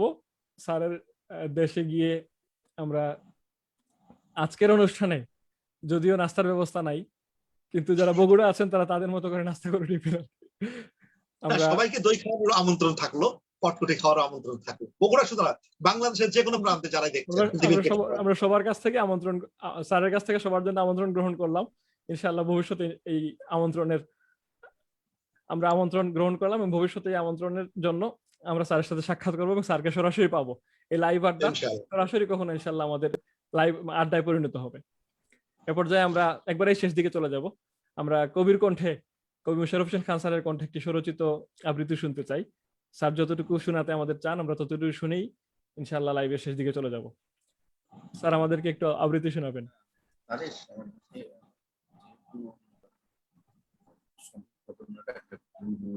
দায়িত্ব আমার। স্যার আমরা শুনতে পাচ্ছি না, একটু যদি কণ্ঠের লেখক পাঠক অনেক রয়েছে, গুরুত্বপূর্ণ সবচেয়ে গুরুত্বপূর্ণ কোনো প্রশ্ন আছে কিনা আমার কবিতা পড়ার চেয়ে সেটা খুবই গুরুত্বপূর্ণ। যদি এক কথায় আমি উত্তর দিতে পারি। আচ্ছা, দুই একটা এরকম প্রশ্ন আমি দেখলাম গুরুত্বপূর্ণ খান ভাই। হ্যাঁ, কেউ বলেছে, একজন বলেছেন যে কিশোর কণ্ঠ ঈদ সংখ্যার দাম বেশি হয়েছে, অনেকে কিনতে পারছেন না। আরেকটা হচ্ছে যে কিশোর কণ্ঠ আগের মতো আর গাঁও গ্রামে আমরা খুঁজে পাচ্ছি না। তো এটা কি করে একেবারে আবার আগের মতো রুট লেভেল পর্যন্ত পৌঁছানো যায়? হ্যাঁ, এই প্রাপ্তি আর মূল্য। তো কিশোর কণ্ঠের যে সাইজ এবার আপনাদের হাতে আছে, বড় সাইজ এবং এই যে হাউস একটা সংখ্যা, আসলে এর যে কস্টিং আসে সেই কস্টিং এ কিন্তু আরো কর্তৃপক্ষকে ভর্তুকি দিতে হয়, আরো ভর্তুকি দিতে হয়। কারণ এর যে মূল্য আছে নেহায়েত কম মূল্য আছে। গোটা পত্রিকা ফোর কালারে এবং পৃষ্ঠার সংখ্যা অনেক বেশি, ফরম্যাট সংখ্যা বেশি, যে কারণে মূল্য একটু বেশি রাখা হচ্ছে। কিন্তু ঈদ সংখ্যা হিসাবে আমার মনে হয় না এটা খুব বেশি হয়ে গেছে। যে সমস্ত ভাইরা এই যখন প্রশ্ন করছে কিংবা আমার প্রিয় ভাজনরা, তারা তো কফি খাইতে বন্ধু বান্ধব মিলে যদি কফি খাই এক জায়গায় বসে 500 টাকা তো চলে যায়। তখন তো আর মানে দামের কথা দোকানদারকে জিজ্ঞেস করেন যে এত দাম কেন? আর এত সুন্দর সারা বছর থাকবে, এমনকি সংরক্ষণ করে রাখলে সারা জীবন এটা থাকবে, দাম বেশি। আর দ্বিতীয় যে কথাটা, যে এখন গ্রামগঞ্জে কেন পাওয়া যাচ্ছে না, এ ব্যাপারে আমি কিশোরকণ্ঠ ম্যানেজমেন্টকে বলবো, যে অনুরোধ করব বিষয়টি দেখার জন্য, যাতে করে যে সিস্টেম আছে সেই সিস্টেমে গ্রামগঞ্জ পর্যন্ত যেন এটা পৌঁছে যায়। এই নিশ্চয়তার জন্য তারা খান ভাই আরেকজন একটা কথা বলেছেন, আরেকজন একটা কথা বলেছেন, সেটি হচ্ছে যে উনি মোস্তাকিম আহমেদ, তিনি বলছেন যে আমরা অনেক সময় কিশোর কণ্ঠ দেরিতে পাই, মানে মাস হয়তো চলে গেল তারপরে পেয়ে যাচ্ছি একেবারে শেষ দিকে। হ্যাঁ, আগে পেলে দ্বিগুণ দাম দিয়েও অনেকে কিনতে চায়, কিন্তু দেরিতে গেলে সমস্যা হয়। এই সমস্যা দীর্ঘদিন থেকে অনেক বেশি ছিল, এখন আস্তে আস্তে আস্তে আস্তে আল্লাহর রহমতে সমস্যা কেটে যাচ্ছে। আপনারা সবাই বুঝতে পারছেন যে আমরা কোন অবস্থার মধ্য দিয়ে মানে পত্রিকা বের করছি, কিংবা কোন অবস্থার মধ্য দিয়ে আমরা এখনো বেঁচে আছি, কাজ করছি। এটা আপনারা নিজের জায়গায় থেকেই আপনারা ঠিকই বুঝতে পারছেন। তো সেই অবস্থার মধ্য থেকেই পত্রিকা বের করে আপনাদের যে সময় মতো আমরা দেবার চেষ্টা করছি, আল্লাহ পাকের লাখ কোটি শুকরিয়া। তবুও আমরা চেষ্টা করছি যে নির্ধারিত সময়ের আগেই আপনাদের হাতে জন্য পত্রিকা পৌঁছে দেয়। আসলে এই পত্রিকাটা একটা জটিল প্রক্রিয়া রয়েছে। আপনি একটা পত্রিকায় শুধু হাতে পাচ্ছেন, কিন্তু এর আগে যে প্রক্রিয়াগুলো রয়েছে, মাহফুজুর রহমান আখন্দ জানেন যে কত প্রক্রিয়া রয়েছে। তো সেই প্রক্রিয়াগুলো শেষ করতেই দেখা যায় যে অনেক সময় লেগে যায়। তো আবার কুরিয়ারও দেরি করে, নানা ধরনের সমস্যাও আছে। সবকিছু পেরিয়ে আপনাদের হাতে এখনো পত্রিকা যাচ্ছে, আলহামদুলিল্লাহ, আল্লাহ লাখ কোটি শুকরিয়া। আপনারাও একটু শুকরিয়া আদায় করেন আর দোয়া করেন, বেশি বেশি করে দোয়া করেন। আমরা চেষ্টা করছি, আমরা আমাদের প্রচেষ্টা সর্বোচ্চটা দিয়েই চেষ্টা করব যাতে পাঠকদের কাছে মাসের প্রথম দিনে কিশোরকণ্ঠ পৌঁছানো যায়। সমস্যা যেটাই হোক আমরা সেটা কাটিয়ে উঠে কিশোরকণ্ঠ পাঠকদের কাছে যথাসময়ে পৌঁছে দেওয়ার চেষ্টা আমাদের থাকবে। আমাদের সাথে অনেক শুভাকাঙ্ক্ষী ছিলেন, আমাদের অনেক পাঠক ছিলেন। আমরা সকলকে আমাদের পক্ষ থেকে আন্তরিক অভিনন্দন জানাচ্ছি। আমাদের সাথে ছিলেন নাইম ইন্তিসার, তিনি কমেন্ট করেছেন নতুন কিশোরকণ্ঠ এগিয়ে যাক, তার একাডেমিক পড়ালেখার পাশাপাশি কিশোরকণ্ঠই সবচেয়ে বেশি ভালোবাসার জায়গা। আমাদের সাথে আরো যারা ছিলেন আমরা সকলকে ধন্যবাদ জানাচ্ছি। কিশোরকণ্ঠের সাথে আপনারা থাকবেন, কিশোরকণ্ঠ আপনাদেরকে যথাযথভাবে সাহিত্যের স্বাদ আস্বাদন করতে সহযোগিতা করবে, এটা আমরা বিশ্বাস করি। আমাদের লেখক কবি মুশাররফ হোসেন খান একটি কবিতা লিখেছেন, জেগে ওঠো জেগে ওঠো সাহসী তরুণ, আধার চৌচির করে ছিঁড়ে আনো নবীন অরুণ। আমরা মনে করি যে আমাদের সাহিত্য জগতে যে সূর্যোদয় হওয়ার প্রয়োজন, সত্যের যে সূর্যোদয় হওয়া প্রয়োজন, সত্যের মশাল নিয়ে যারা এগিয়ে আসবেন তারা আমাদের কিশোর কণ্ঠের পাঠক, লেখক এবং সুধীবৃন্দ। তারা যদি এগিয়ে আসেন, সাহিত্য অঙ্গনে যে অশ্লীলতার ছয়লাভ চলছে তার থেকে বের করে নিয়ে এসে আমাদের শিশু কিশোরদেরকে, আমাদের ভবিষ্যৎ প্রজন্মকে সত্যিকারে স্বপ্ন দেখানোর পথটা কিশোর কণ্ঠ বেছে নিবে, এবং কিশোর কণ্ঠ সেই পথটাই বেছে নিয়েছে। আল্লাহ রাব্বুল আলামিন কিশোর কণ্ঠকে তার যথাযথ গন্তব্যে পৌঁছার জন্য তৌফিক দান করুন। আমাদের সাথে আজকে যারা দুইজন অতিথি ছিলেন, ডক্টর মাহফুজুর রহমান আখন স্যার এবং মুশাররফ হোসেন খান স্যার, আল্লাহ রাব্বুল আলামিন দুজন অতিথিকে হায়াতে তাইয়্যিবা দান করুন এবং ভবিষ্যতে কিশোর কণ্ঠের সাথে থেকে কিশোর কণ্ঠকে আরো বেশি গতিশীল করতে তারা যেন ভূমিকা পালন করেন, এই অনুরোধ তাদের কাছে করব। আমাদের পাঠকবৃন্দকে এবং সুধী শুভাকাঙ্ক্ষী বৃন্দকে আবারও ধন্যবাদ জানিয়ে আমরা আজকের লাইভ এখানে শেষ করতে যাচ্ছি। আসসালামু সকলের আলাইকুম জন্য ঈদ মোবারক। ওয়া রাহমাতুল্লাহি তাআলা সবাই ওয়া আমরা বারাকাতুহু। ভালো থাকবো, নিরাপদে থাকবো। আল্লাহ যেন আমাদের সবাইকে ভালো রাখেন। করোনাকালীন এই সময়ে স্বাস্থ্য সচেতনতার সাথে আমরা সময় কাটাবো এবং আল্লাহর কাছে সাহায্য চাবো ইনশাআল্লাহ। আর ইনশাআল্লাহ। ফিলিস্তিনি মুসলমানদের জন্য বিশেষ করে দোয়া। হ্যাঁ, সবাইকে অনেক অনেক ধন্যবাদ। ধন্যবাদের সাথেই একটা আশাবাদ ব্যক্ত করি আমি সবাইকে সালাম দিয়ে বিদায় নিচ্ছি যে পাথরে পারদ জলে জলে ভাঙতে ভাঙতে পড়ে যাবে কেউ। যারা এখানে উপস্থিত আছেন তারা আমার বিশ্বাস তাদের ভেতর থেকেই ভাঙতে ভাঙতে ভাঙতে ভাঙতে কেউ না কেউ এইভাবে অনেকেই গড়ে উঠবে। আল্লাহ পাক সবাইকে কবুল করুন। সবাই সুস্বাস্থ্য আমি কামনা করছি, সার্বিক নিরাপত্তা কামনা করছি। যে যেখানে আছেন সুস্থ, আর রহমতের চাদরে আবৃত করবেন।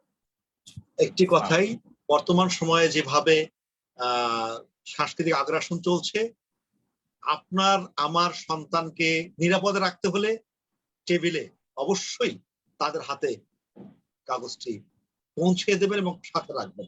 আমি বিশ্বাস করি অন্তত টর্চ লাইটের মতো সে আলো দেখে সামনের দিকে নিয়ে যাবে ইনশাআল্লাহ। ধন্যবাদ সবাইকে।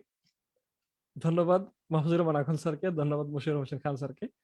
কিশোর কণ্ঠ সবাইকে আলো দেখাক, আলোর পথ দেখাক, আলোর বার্তা সকলের কাছে পৌঁছে দিক, এই আহ্বান রেখে আজকের মতো করে শেষ করছি। আসসালামু আলাইকুম ওয়া রাহমাতুল্লাহি তাআলা ওয়া বারাকাতুহু। তাদেরকে ধন্যবাদ। ওয়ালাইকুম আসসালাম ওয়া রাহমাতুল্লাহ। শুকরিয়া স্যার।